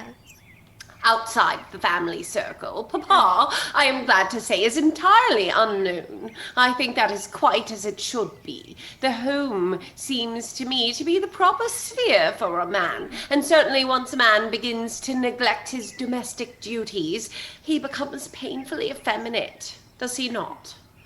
And I don't like that. It makes men so very attractive. Cecily, Mama, whose views on education are remarkably strict, has brought me up to be extremely short-sighted.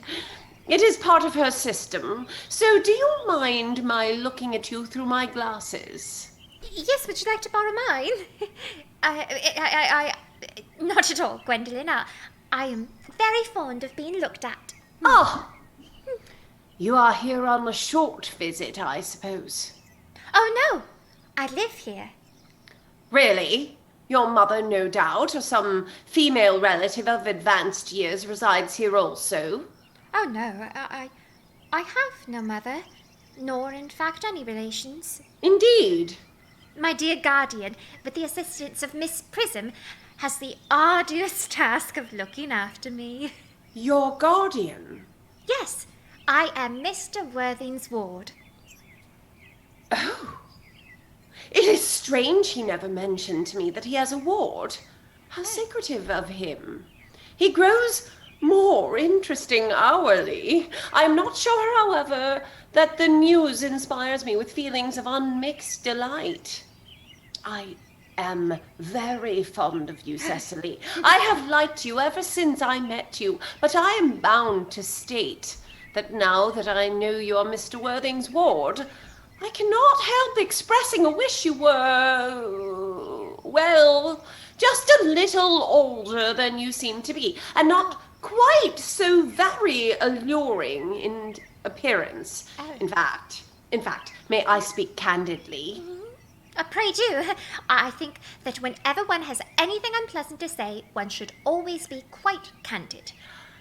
Well, to speak with perfect candor, Cecily, I wish that you were fully 42, and more than usually plain for your age. Ernest has such a strong, upright nature. He is the very soul of truth and honor. Disloyalty would be as impossible to him as deception.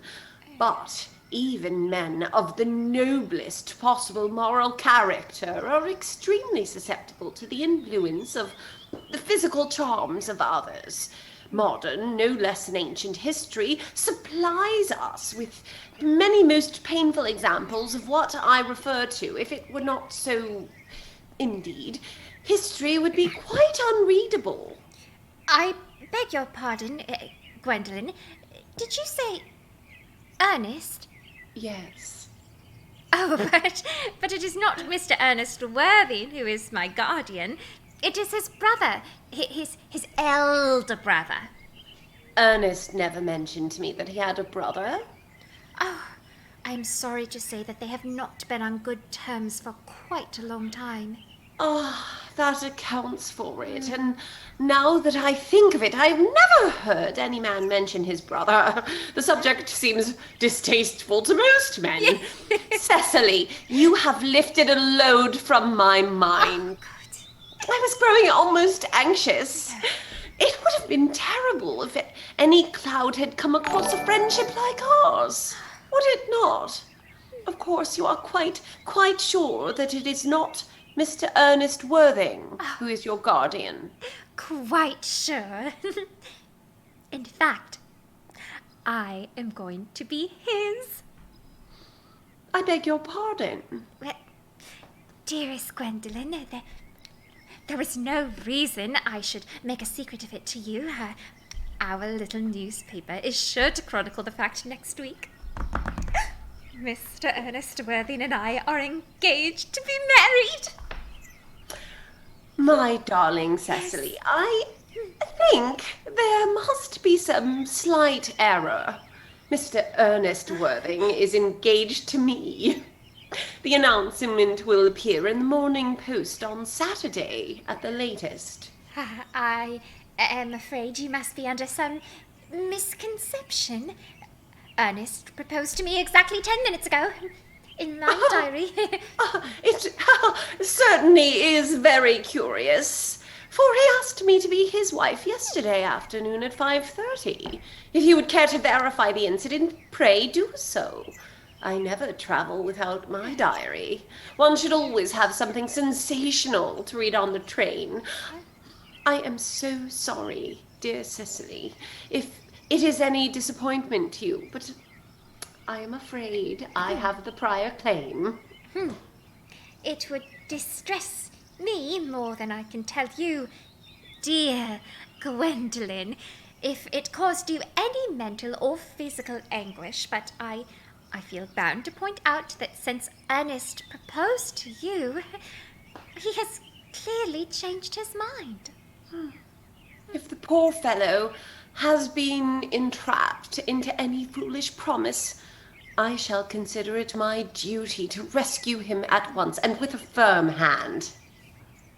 Whatever unfortunate entanglement my dear boy may have gotten into, I will never reproach him with it until after we are married. Do you allude to me, Miss Cardew, as an entanglement? You are presumptuous. On an occasion of this kind, it becomes more than a moral duty to speak one's mind. It becomes a pleasure.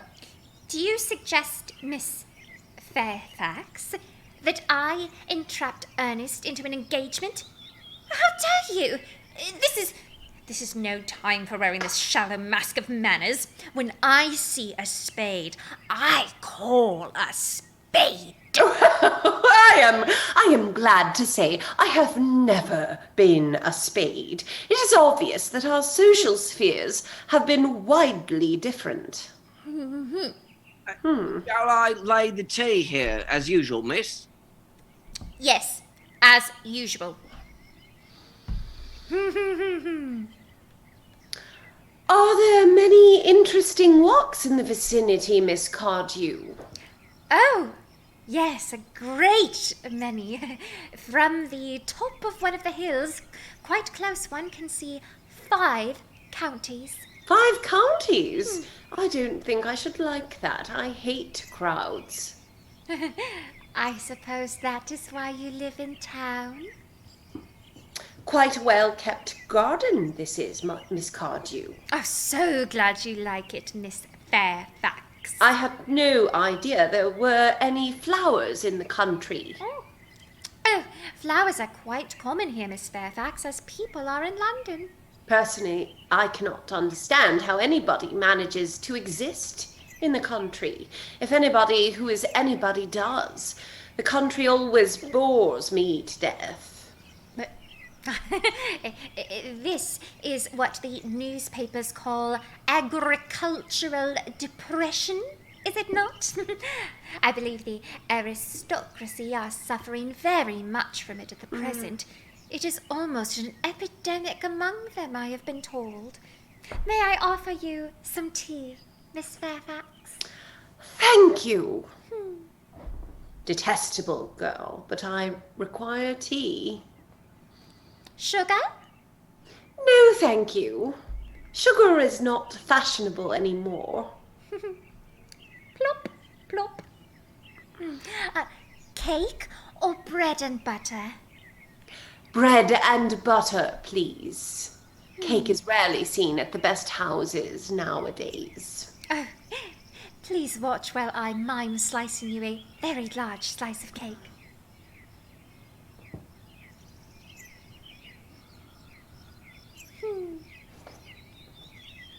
Hand that to Miss Fairfax, please. You have filled my tea with lumps of sugar. And although I asked for most distinctly bread and butter, and you have given me cake, I am known for the gentleness of my disposition and the extraordinary sweetness of my nature, but I warn you, Miss Cardew, you may go too far. To save my poor, innocent, trusting boy from the machinations of any other girl, there are no lengths to which I would not go. From the moment I saw you, I distrusted you. I felt you were false and deceitful. I am never deceitful in such manners. My first impressions of people are invariably right. It seems to me, Miss Fairfax, that I am trespassing on your valuable time. No doubt you have many other calls of a similar character to make in the neighborhood. Oh, Ernest! My own Ernest! Gwendolen, darling. A moment. May I ask if you are engaged to be married to this young lady? To dear little Cecily? Of course not. What could have put such an idea in your pretty little head? Thank you. You may. I knew there must be some misunderstanding, Miss Fairfax. The gentleman whose arm... the gentleman whose arm is at present wrapped around your waist is my dear guardian, Mr. John Worthing. I beg your pardon. Oh, this is Uncle Jack. Jack! Oh. Oh, here is Ernest. My own love. A moment, Ernest. May I ask you, are you engaged to be married to this young lady? To what young lady? Good heavens, Gwendolen! Yes, to good heavens, Gwendolen. I mean, to Gwendolen. Of course not. What could have put such an idea into your pretty little head? Thank you. You may. I felt there was some slight error, Miss Cardew. The gentleman who is now embracing you is my cousin, Mr. Algernon Moncrieff. Algernon Moncrieff! Oh. Are you called Algernon? I cannot deny it. Oh! Is your name really John? I could deny it if I liked. I could deny anything if I liked. But my name certainly is John. It has been John for years. A gross deception has been practiced on the both of us. My poor, wounded Cecily. My poor, sweet, wrong Gwendolen. You will call me sister, will you not? But there is just one question I would like to be allowed to ask my guardian. An admirable idea. Yes. Mr. Worthing, there is just one question I would like to be permitted to put to you. Where is your brother Earnest? We are both engaged to be married to your brother Earnest, so it is a matter of some importance to us to know where your brother Earnest is at present. Gwendolen. Cecily. It is very painful for me to be forced to speak the truth. It is the first time in my life that I have ever been reduced to such a painful position, and I am really quite inexperienced in doing anything of the kind. However, I will tell you quite frankly that I have no brother, Ernest. I have no brother at all. I have never had a brother in my life, and I certainly have not the smallest intention of ever having one in the future. No brother at all? None. Had you never a brother of any kind? Never. Not even of any kind. I'm afraid it is quite clear, Cecily, that neither of us is engaged to be married to anyone. It is not a very pleasant position for a young girl to suddenly find herself in, is it? Let us go into the house. They will hardly venture to come after us there. No, men are so cowardly, aren't they? This ghastly state of things is what you call Bunburying, I suppose. Yes, and a perfectly wonderful Bunbury it is. Most wonderful Bunbury I've ever had in my life. Well, you've no right whatsoever to Bunbury here. This is absurd. One has a right to Bunbury any way one chooses. Every serious Bunburyist knows that. Serious Bunburyist? Good heavens! Well, one must be serious about something if one wants to have any amusement in life. I happen to be serious about Bunburying. What on earth are you serious about? I have not got the remotest idea. But everything, I should fancy, of such an absolutely trivial nature. Well, the only small satisfaction I have in this whole wretched business is that your friend, Bunbury, is quite exploded. You won't be able to run down to the country quite so often as you used to, dear Algie. And a very good thing, too. Your brother is a little off-colour, isn't he, dear Jack? You won't be able to disappear to London quite so frequently as your wicked custom was, and not a bad thing either. As for your conduct towards Miss Cardew, I must say that you're taking in a sweet, simple, innocent girl like that is quite inexcusable, to say nothing of the fact that she is my ward. I can see no possible defence at all for your deceiving a brilliant, clever, thoroughly experienced young lady like Miss Fairfax, to say nothing of the fact that she is my cousin. I wanted to be engaged to Gwendolen. That is all. I love her. Well, I simply wanted to be engaged to Cecily. I adore her. Oh, there is certainly no chance of you marrying Miss Cardew. I don't think there is much likelihood, Jack, of you and Miss Fairfax being united. Well, that is none of your business. If it was my business, I wouldn't talk about it. It's very vulgar to talk about one's business. Only people like stockbrokers do that. And I'm really at dinner parties. How can you sit there calmly eating muffins when we are in this horrible trouble? I can't make out. You seem to me to be perfectly heartless. Well, I can't eat muffins in an agitated manner. Butter would probably get on my cuffs. One should always eat muffins quite calmly, which is the only way to eat them. And I say it is perfectly heartless you're eating muffins at all under the circumstances. When I am in trouble, eating is the only thing that consoles me. Indeed, when I am in really great trouble, as anyone who knows me intimately will tell you, I refuse everything, except food and drink. At the present moment, I am eating muffins because I am unhappy. because I'm particularly fond of muffins. There's no reason why you should eat them all in that greedy way. Gimme. I wish you would have the tea cake instead. I don't like tea cake. Good heavens, I suppose a man may eat his own muffins in his own garden. But you just said it was perfectly heartless to eat muffins. I just said it was perfectly heartless of you under the circumstances. That is a very different thing. That may be, but the muffins are the same. Algie, I wish to goodness you would go. You can't possibly ask me to go without having some dinner. It's absurd. I never go without my dinner. No one ever does, except vegetarians and people like that. Besides, I have just made arrangements with Dr. Chausible to be christened at 5:45 under the name of Earnest. My dear fellow, the sooner you give up that nonsense, the better. I made arrangements this morning with Dr. Chausible to be christened myself at 5:30, and I naturally will take the name of Ernest. Gwendolen would wish it. We can't both be christened Ernest. It's absurd. Besides, I have a perfect right to be christened if I like. There is no evidence at all that I ever have been christened by anybody. I should think it extremely probable I never was, and so does Dr. Chausible. It's entirely different in your case. You have been christened already. Yes, but I haven't been christened for years. Yes, but you have been christened. That is the important thing. Quite so. So I know my constitution can stand it. If you're not quite sure about your ever having been christened, I must say I think it rather dangerous you're venturing on it now. It might make you very unwell.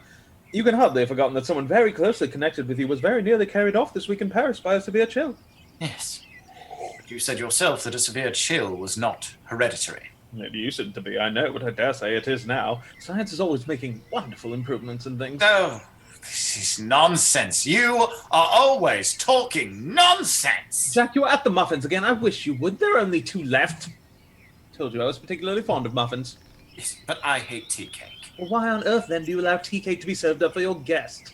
What ideas you have of hospitality. Algernon, I have already told you to go. I don't want you here. So why don't you go? I haven't quite finished my tea yet. And there's still 1 muffin left. I'll fucking fight you for those muffins. Give it. Well,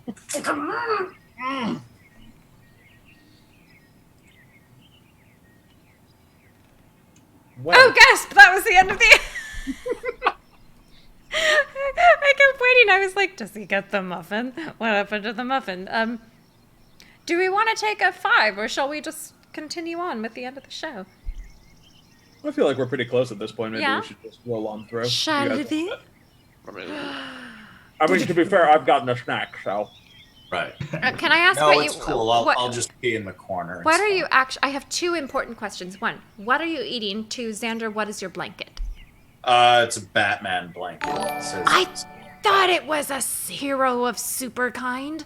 Yeah, I think it's Persona, right? I was like, no one would dare to do any personas after 4 in this. Excuse me. I know. Right? No. How disrespectful. Disrespectful, Xander. What are you eating, Christian? It's bread from the Cheesecake Factory. Bread from the ooh, is it the brown bread or the white bread?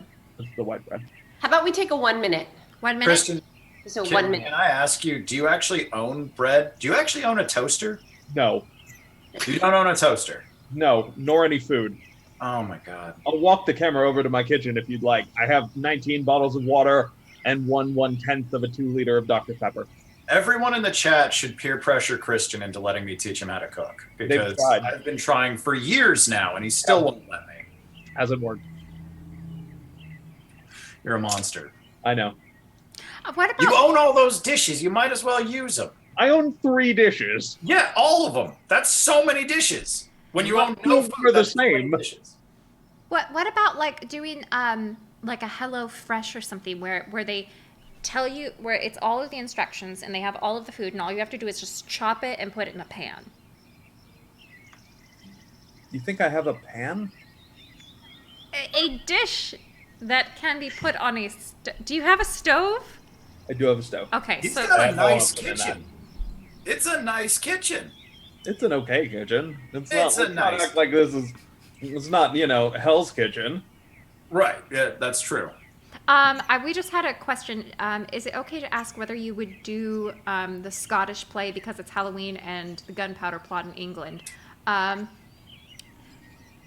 believe, correct me if I'm wrong, Christian, that's the longest of No, that's the shortest. That's the shortest. It's Hamlet that's the longest play. Hamlet's the one that does blah, blah, blah, blah, blah. Yeah.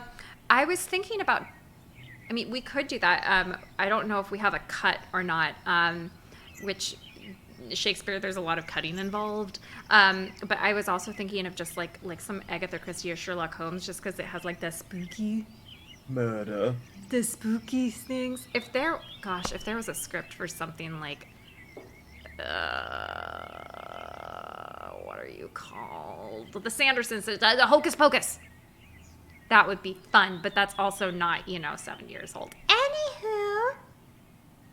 Would you say that doing the Scottish play will have to wait for the future, for tomorrow, and tomorrow, and tomorrow? And tomorrow. I'm so clever, guys. That was really good.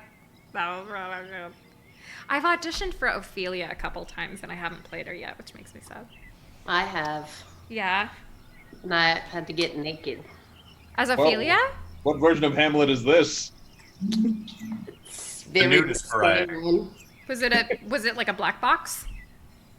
Yeah, I'm guessing like any. Yeah, I had to shoot up heroin. I feel like any black box play, it's just inevitably someone's going to be naked at some point. Pretty That's the much. rule of black box theater. Pretty much. Naked drug addict. I need to start going to more theater, clearly. It's all closed, right? It makes me so sad. Okay, but here, Xander, when theaters are safe again, I'm gonna find a show that we can do, and I'm gonna be like, boom, here's the audition, here's where we're going, let's go. All right, We let's do it. We're gonna In the meantime, I'll just cry myself watching Dawn. Oh my gosh, you guys, I'm so sorry. I have never broken that much in my whole life. I loved it so much. Ever. I clearly needed a good laugh, but I couldn't stop. So I'm going to keep it together. KIT. Shall we oh my gosh, I didn't notice Mitch has transformed. Anime Mitch. The best. Shall we continue, Mondo? Please. Let's do it. Who's? Let's go. Oh, we're here. Tra-la-la. Is everybody here? Yes. Act 3. Scene, morning room at the manor house. Gwendolen and Cecily are at the window, looking out into the garden. The fact that they did not follow me once into the house, as anyone else would have done, seems to me to show that they have some sense of shame left. They have been eating muffins. That looks like repentance. They don't seem to notice us at all. Couldn't you cough? But I haven't a cough. They're looking at us. What effrontery! They're approaching! That's very forward of them. Let us preserve a dignified silence. Certainly. It's the only thing to do now.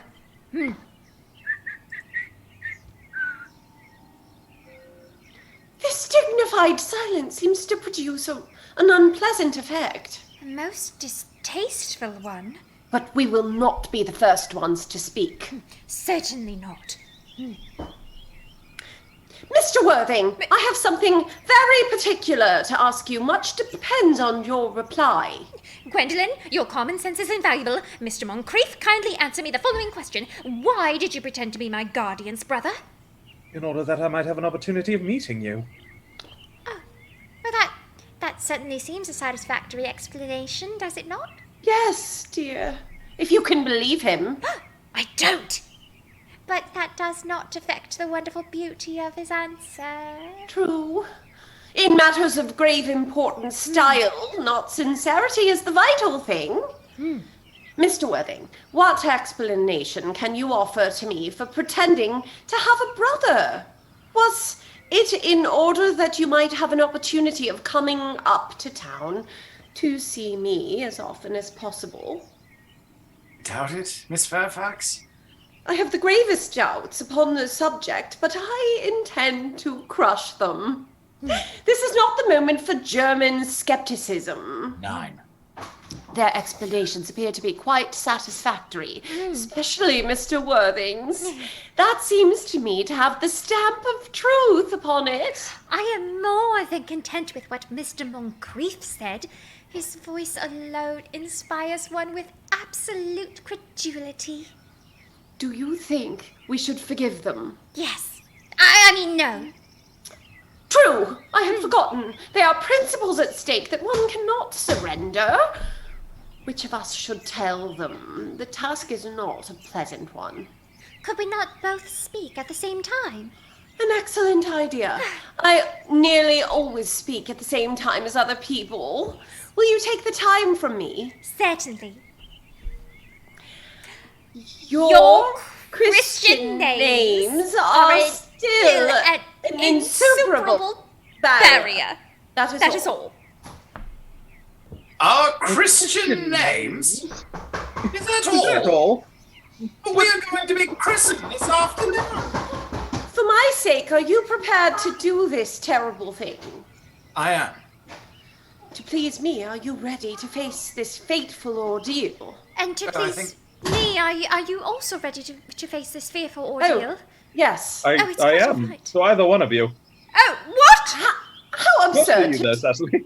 How absurd to talk of the equality of the sexes, where questions of self-sacrifice are concerned. Men are infinitely beyond us.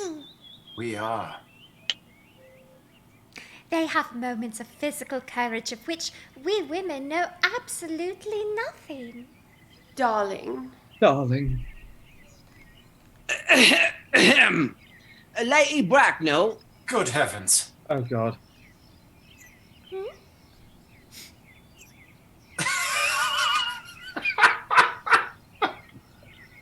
Sorry, the upside down glasses got me. Gwendolen, what does this mean?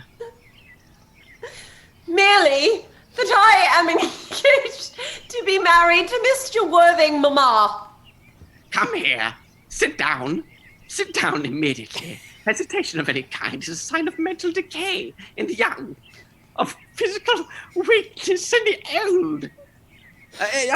Apprised, sir, of my daughter's sudden flight by a trusty maid, whose confidence I purchased by means of a small coin, I followed her at once by a luggage train. Her unhappy father is, I am glad to say, under the impression that she is attending a more than usual lengthy lecture by the University Extension Scheme on the influence of a permanent income on... I do not propose to undeceive him. Indeed, I have never undeceived him on any occasion. I would consider it wrong.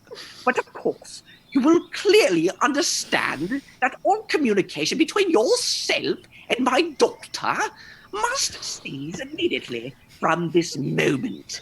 On this point, as indeed on all points, I am firm. I am engaged to be married to Gwendolen. Oh, Pokemon crone. Yes, Charmander. You are nothing of the kind, sir. And now, as it regards Algernon. Yes, Aunt Augusta? May I ask if it is in the house that your invalid friend, Mr. Bunbury, resides? Oh, no. Bunbury doesn't live here. Bunbury is somewhere else in Prism. In fact, Bunbury is dead. Dead? When did Mr. Bunbury die? His death must have been extremely sudden. Oh, I killed Bunbury this afternoon. I mean, poor Bunbury died this afternoon. What did he die of? Bunbury? Oh, he was quite exploded. Exploded? Yes. Was he the victim of a revolutionary outrage? I was not aware that Mr. Bunbury was interested in social legislation, so he is well punished for his mortality. My dear Aunt Augusta, I mean, he was found out. The doctors found out that Bunbury could not live. That is what I mean. So Bunbury died. He seems to have had great confidence in the opinion of his physicians. I'm glad, however, that he made up his mind at the last to some definite course of action and acted under proper medical advice. And now we have finally got rid of the Mr. Bunbury. May I ask, Mr. Worthing, who is that young person whose hand my nephew Algernon is now holding in what seems to be peculiarly necessary manner? This is Miss Cecily Cardew, my ward. I am engaged to be married to Cecily, Aunt Augusta. I beg your pardon. Mr. Moncrieff and I are engaged to be married, Lady Bracknell. I do not know whether there is any peculiarly exciting in the air of this particular part of Herefordshire, but the number of engagements that go on seem to me considerably above the proper average. That's just laid down for our guidance. I think some preliminary inquiry on my part would not be out of place. Mr. Worthing, is Miss Cardew at all connected with any of the larger railway stations in London? I merely desire information. Until yesterday, I had no idea that there are any families or persons whose origin was terminus. Miss Cardew is the granddaughter of the late Mr. Thomas Cardew of 149 Belgrave Square, SW. Jervis, Park, Dorking, Surrey, and the... I'm gonna give up on these names, you get the idea. Oh, and the Spore and Fifeshire NB, you're welcome. That's the one! It is the one! That sounds not unsatisfactory. 3 addresses always inspire confidence, even in the tradesmen. But what proof have I of their authenticity? I have carefully preserved the court guides of the period. They are open to your inspection, Lady Bracknell. Bulbasaur, I have known strange errors of that publication.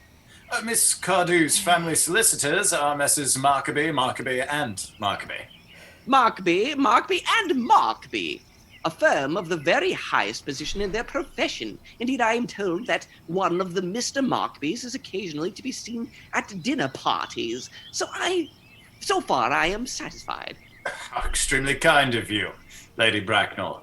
I have also in my possession, you will be pleased to hear, certificates of Miss Cardew's birth, baptism, whooping cough, registration, vaccination, confirmation, and the measles, both the German and the English variety. Ah, a life crowded with incident. I see, though, perhaps somewhat too exciting for a young girl. I am not myself in favor of premature experiences. Gwendolen, the time approaches for our departure. We have not a moment to lose. As a matter of form, Mr. Worthing, I have better ask you if Miss Cardew has any little fortune. Oh, about £130,000 in the funds. That is all. Goodbye, Lady Bracknell. So pleased to have seen you.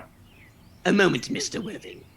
£130,000. And then the funds. Miss Cardew seems to me a most attractive young lady. Now that I look at her, a few girls have present day have any really solid qualities, any of the qualities that last and improve with time. We live, I regret to say, in an age of surfaces. Come over here, dear. Child. Your dress is sadly simple, and your hair seems almost nature might have left it. Oh. But we can soon alter that. A thoroughly experienced French maid produces a really marvelous result in a very brief space of time. I remember recommending one to young Lady Lansing, and after 3 months of her own husband did not know her. And after 6 months, nobody knew her. Kindly turn around, sweet child. No, the side view is what I want. Yes, quite as I expected. There are distinct social possibilities in your profile. The 2 big points in our age are its want of principle and its want of profile. The chin a little higher, dear. Style largely depends on the way the chin is worn. They are worn very high just at present. Algernon! Yes, Aunt Augusta. There are distinct social possibilities in Miss Cardew's profile. Cecily is the sweetest, dearest, prettiest girl in the whole world, but I don't care tuppence about social possibilities. Never speak disrespectfully of society, Algernon. Only people who can't get into Intuit do that. Dear child, of course, you know that Algernon has nothing but his debts to depend on. But I do not approve of mercenary marriages. When I married Lord Bracknell, I had no fortune of any kind. But I never dreamed of a moment of allowing that to stand in my way. Well, I suppose I must give my consent. Thank you, Aunt Augusta. Cecily, you may kiss me.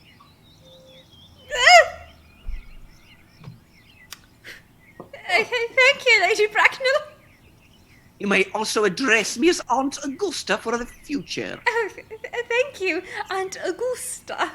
The marriage, I think, had better take place quite soon. Thank you, Aunt Augusta. Thank you, Aunt Augusta. To speak frankly, I am not in favor of long engagements. They give people the opportunity of finding out each other's own character before marriage, which I think is never advisable. I beg your pardon for interrupting you, Lady Bracknell. But this engagement is quite out of the question. I am Miss Cardew's guardian, and she cannot marry without my consent until she comes of age. That consent, I absolutely decline to give. Upon what grounds, may I ask, Algernon? Extremely, I may almost say, an ostentatiously eligible young man. He has nothing but he looks everything. What more can one desire? It pains me very much to have to speak frankly to you, Lady Bracknell, about your nephew, but the fact is that I do not approve at all of his moral character. I suspect him of being untruthful. Untruthful? My nephew Algernon, impossible. He is an Oxonian. I fear there can be no possible doubt about this matter. This afternoon, during my temporary absence in London on an important question of romance, he obtained admission to my house by means of false pretense of being my brother. Under an assumed name, he drank, I've just been informed by my butler, an entire pint bottle of my BwtB, a wine I was specifically reserving for myself. Continuing his disgraceful deception, he succeeded in the course of the afternoon in alienating the affections of my only ward. He subsequently stayed for tea and devoured every single muffin. And what makes his conduct all the more heartless is that he was perfectly well aware from the first that I have no brother, that I never had a brother, and that I don't intend to have a brother, not even in any kind. I distinctly told him so myself yesterday afternoon. Ahem! Mr. Worthing, after careful consideration, I have decided to entirely overlook my nephew's conduct to you. That is very generous of you, Lord Palpatine. My own decision, however, is unalterable. I decline to give my consent. Come here, sweet child. How old are you, dear? Oh, well, I am really only 18, and I also thought you reminded me of a Mr. Palpatine who I read about in one of my diaries, but I always admit to 20 when I go to evening parties, and if you'll please excuse me for just 30 seconds, I must use the ladies. Keep going, Lady Bracknell. Get away from her! She's terrifying! You are perfectly right in making some slight alteration. Indeed, no woman should ever be quite accurate about her age. It looks calculating. 18, but admitting to 20 at evening parties. Well, it will not be very long before you are of age and free from the restraints of tutelage.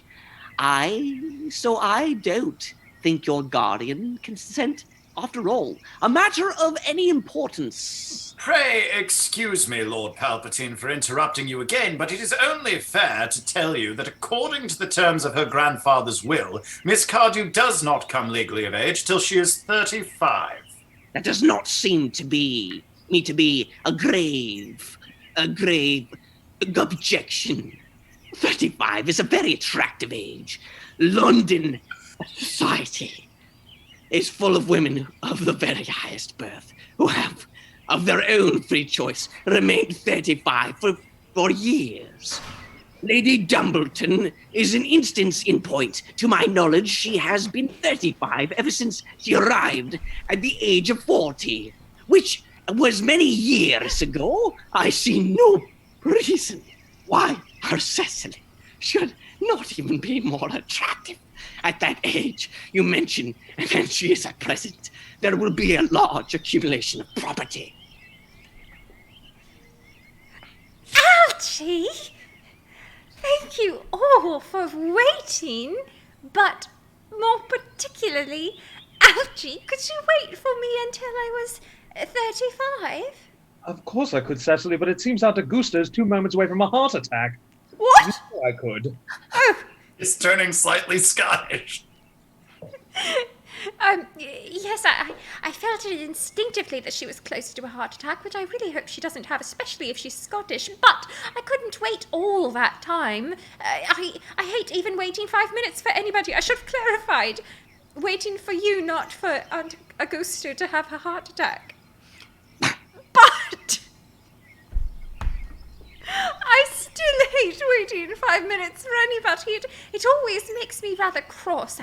I am not punctual myself, I know, but I do like punctuality in others, and waiting, even to be married, is quite out of the question. Then what is to be done, Cecily?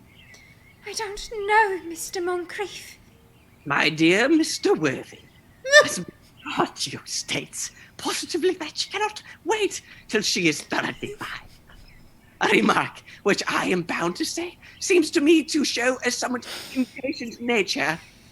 I would beg of you to reconsider your decision. But, my dear Scottish Lord Palpatine, the matter is entirely in your own hands. The moment you consent to my marriage with Gwendolen, I will most gladly allow your nephew to form an alliance with my ward. You must be quite aware that what you propose is out of the question. Then a passionate celibacy it is all that any of us can look forward to. That is not the destiny I propose for Gwendolen. Algernon, of course, can choose for himself. Come, dear, we must have already missed 5, if not 6 trains. To miss any more might expose to the comment of the platform. Everything is quite all ready for the christenings.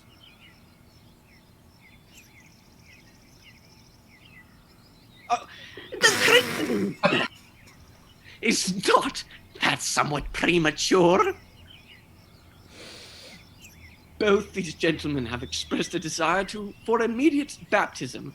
At their age, the idea is grotesque and irreligious. Algernon, I forbid you to be baptized. I will not hear of such excesses. Lord Bracknell would be highly displeased if he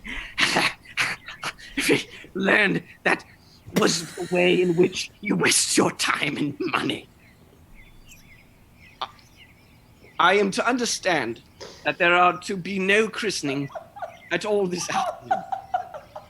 I don't think that, as things are now, it would be of much practical value to either of us, Dr. Chausible. I'm grieved to hear such sentiments from you, Mr. Worthing. In favor of the heretical... Of the what? heretical views of the Anabaptists. A view that I have completely refuted of 4 of my unpublished sermons. It's pretty funny, I don't know why. However, as your present mood seems to be one peculiarly secular, I will return to the church at once. Indeed, I have just been informed by the pew owner that for the last hour and a half, Miss Prism has been waiting for me in the vestry. Miss Prism, did you hear? You mentioned a Miss Prism. Did I hear you mention him? Yes, Lady Bracknell. I am on my way to join her. Pray, allow me to detain you for a moment. This matter may prove to be of vital importance to Lord Bracknell and myself. This is Miss Prism, a female of repellent aspect, remotely connected with education. She's the most cultivated of ladies, and the very picture of respectability. It is obvious the same person. May I ask what position she holds in your household? I am celibate, madam. Miss Prism, Lady Bracknell, has been for the last 3 years Miss Cardew's esteemed governess and valued companion. In spite of what I hear of her, I must see her at once. Let her be silent. She approaches. She is nigh. I was told you expected me in the vestry, dear Canon. I have been waiting for you there for 1 hour and 3/4. Come here, Prism. Prism, where is that baby? Good God. 28 years ago, Prism, you left Lord Bracknell's house, number 104, Upper Grosvenor Street, is charge of perambulator that contained a baby of the male sex. He never returned. A few weeks later, though the elaborate investigations of Metropolitan Police, the perambulator was discovered at midnight, standing by itself in a remote corner of Bayswater. I contained the manuscript of a 3-volume novel of more than usually revolting sentimentality. But the baby was not there. Prism, where is that baby? Lady Bracknell, I admit with shame that I do not know. I only wish I did. The plain facts of the case are these. On the morning of the day you mention, a day that is forever branded on my memory, I prepared as usual to take the baby out of its perambulator. I had also with me a somewhat old but capacious handbag in which I had intended to place the manuscript of a work of fiction that I had written during my few unoccupied hours. In a moment of mental abstraction for which I can never forgive myself, I deposited the manuscript in the bassinet and placed the baby in the handbag. But where did you deposit the handbag? Do not ask me, Mr. Worthing. Miss Prism, this is a matter of no small importance to me. I insist on knowing where you deposited the handbag that contained that infant. I left it in the cloakroom of one of the larger railway stations in London. What railway station? Victoria, the Brighton line. I must retire to my room for a moment. Gwendolen, wait here for me. My darling Gwendolen. Unfortunately, Yes. she's a mute. I'm here. I'm here.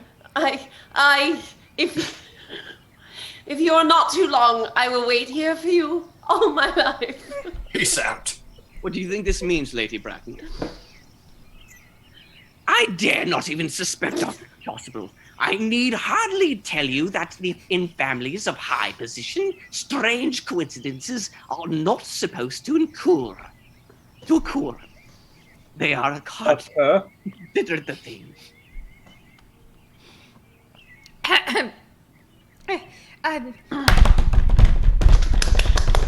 Oh, Uncle Jack seems strangely agitated. Your guardian has a very emotional nature.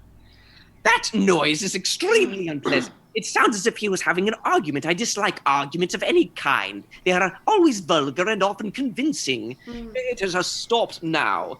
I wish he could arrive at some conclusion. The suspense is terrible. I hope it will last. Is this the handbag, Miss Prism? Examine it carefully before you speak. The happiness of more than one life depends on your answer. It seems to be mine, yes. Here is the injury it received through the upsetting of a Gower Street omnibus in younger and happier days. Here is the stain on the lining caused by the explosion of a temperance beverage, an incident that occurred at Leamington. And here, on the lock, are my initials. I had forgotten them in an extravagant mood. I had had them placed there. The bag is undoubtedly mine. I am delighted to have it so unexpectedly restored to me. It's been a great inconvenience being without it all these years. Miss Prism, more is restored to you than this handbag. I was the baby you placed in it. Oh dear God. You? Yes, troll mother thing. Oh God. Mr. Worthing, I am unmarried. Unmarried? I do not deny that is a serious blow, but after all, who has the right to cast a stone against one who has suffered? Cannot repentance wipe out an act of folly? Why should there be one law for men and another for women? Mother, I forgive you. Mr. Worthing, there is some error. There is a lady who can tell you who you really are. Lady Bracknell, I hate to seem inquisitive, but would you kindly inform me who I am? I'm afraid the news I have to give you will not altogether please you. You are the son of my poor sister, Mrs. Moncrieff, and consequently, Algernon. What? Algy's elder brother. What? Then I have a brother after all. I knew I had a brother. I always said I had a brother. Cecily, how could you have ever doubted that I had a brother? Dr. Chausible, my unfortunate brother. Hi. Miss Prism, my unfortunate brother. Gwendolen, Nice to meet you. my unfortunate brother. Algy, you scoundrel. You will have to treat me with more respect in the future. You never have behaved to me like a brother in all your life. Not till today, old boy, I admit. I did my best, however, though I was out of practice. My own... But what own are you? What is your Christian name now that you have become someone else? Good heavens. I had quite forgotten that point. Your decision on the subject of my name is irrevocable, I suppose. I never change, except in my affections. Oh, what a noble nature you have, Gwendolen. Then the question had better been cleared up at once. Aunt Augusta, the moment at the times when Miss Prism left me in the handbag, had I been christened already? Every luxury that money could buy, including christening, had been lavished on you by your fond and doting parents. Then I was christened. Well, that is settled. Now, what name was I given? Let me know the worst. Being the eldest son, you were naturally christened after your father. Yes, but what was my father's Christian name? I cannot at present moment recall what the general's Christian name was, but I have no doubt he had one. He was eccentric, I admit, but only in later years. And that was the result of the Indian climate and marriage and indigestion and other things of that kind. Algy, can't you recollect what your father's Christian name was? My dear boy, we were never even on speaking terms. He died before I was a year old. His name would appear in the army lists of the period, I suppose. Aunt Augusta. The general was essentially a man of peace, except in his domestic life. But I have no doubt his name would appear in any military directory. The army lists of the last 45 years are here. These delightful records should have been my constant study. M. Generals Malum, Maxbom, Magley, what ghastly names they have. Markaby, Migsby, Mobs, Moncrieff, Lieutenant 1840, Captain, Lieutenant Colonel, Colonel General 1869, Christian name Ernest John. Oh, wow. I always told you, Gwendolen. My name was Earnest, didn't I? Well, it is Ernest after all. I mean, it naturally is Ernest. Remember, the general was called Earnest. I knew I had some particular reason for disliking the name. Ernest, my own Ernest. I felt from the first you could have no other name. Gwendolen, it is a terrible thing for a man to find out suddenly that all his life he has been speaking nothing but the truth. Can you forgive me? I can, for I feel you are sure to change. Mine own one. Letitia. Letitia. Miss Prism has been killed in among us, it looks like. Have you gone out the airlock, Miss Prism? Miss Prism, if she were here, she would say Frederick at last. I'm sure she... Cecily, at last. Sorry, I lost my place.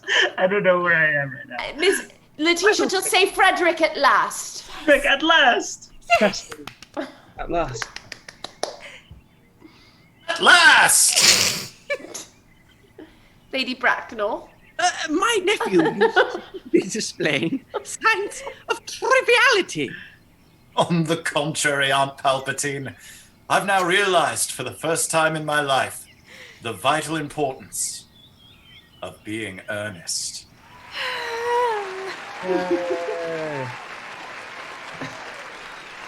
Oh boy, we went off the rails there a bit. Yeah, a little bit.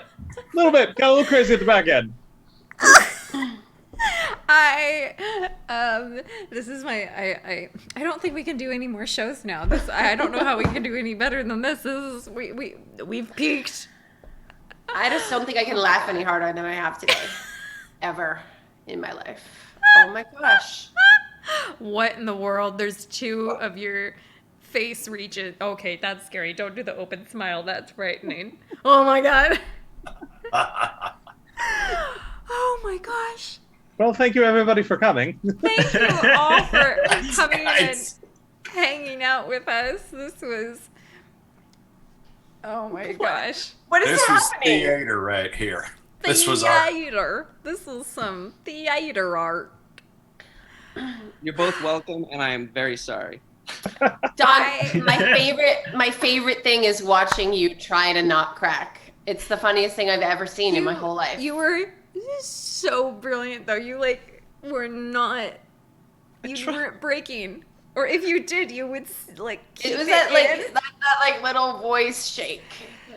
Yeah. Oh my The gosh. commitment to the flipping of the glasses, just every time I saw it, I was like, God damn it. I legit messaged Christian within 30 seconds of you talking. I was like, I need more old lady Donald. Just. There's a question in the chat. How Yes. did Christian not break? How did Christian not break? Because I'm a practiced and trained actor. We are lowly plebeians. We're just listening to our instincts. Oh, it looks like I believe there's a birthday in the chat that I may have missed. I believe it's Druidfire's birthday. So happy birthday. Thank you for spending some of your birthday with us, and I hope I hope you at least got a laugh out of all the shenanigans. Thank you. Happy birthday! Happy birthday. Happy So- birthday. Next week, I know technically we sometimes just give ourselves a break and go dark for a week, but it's gonna be it's gonna be pretty much Halloween. So I kind of want to do something. I don't know about anyone else. Yeah, we'll figure something out. It could be fun. Anyway, I'm going to wrap this stream. Thank you all for coming, and thank you all. Anyway, we will see you later.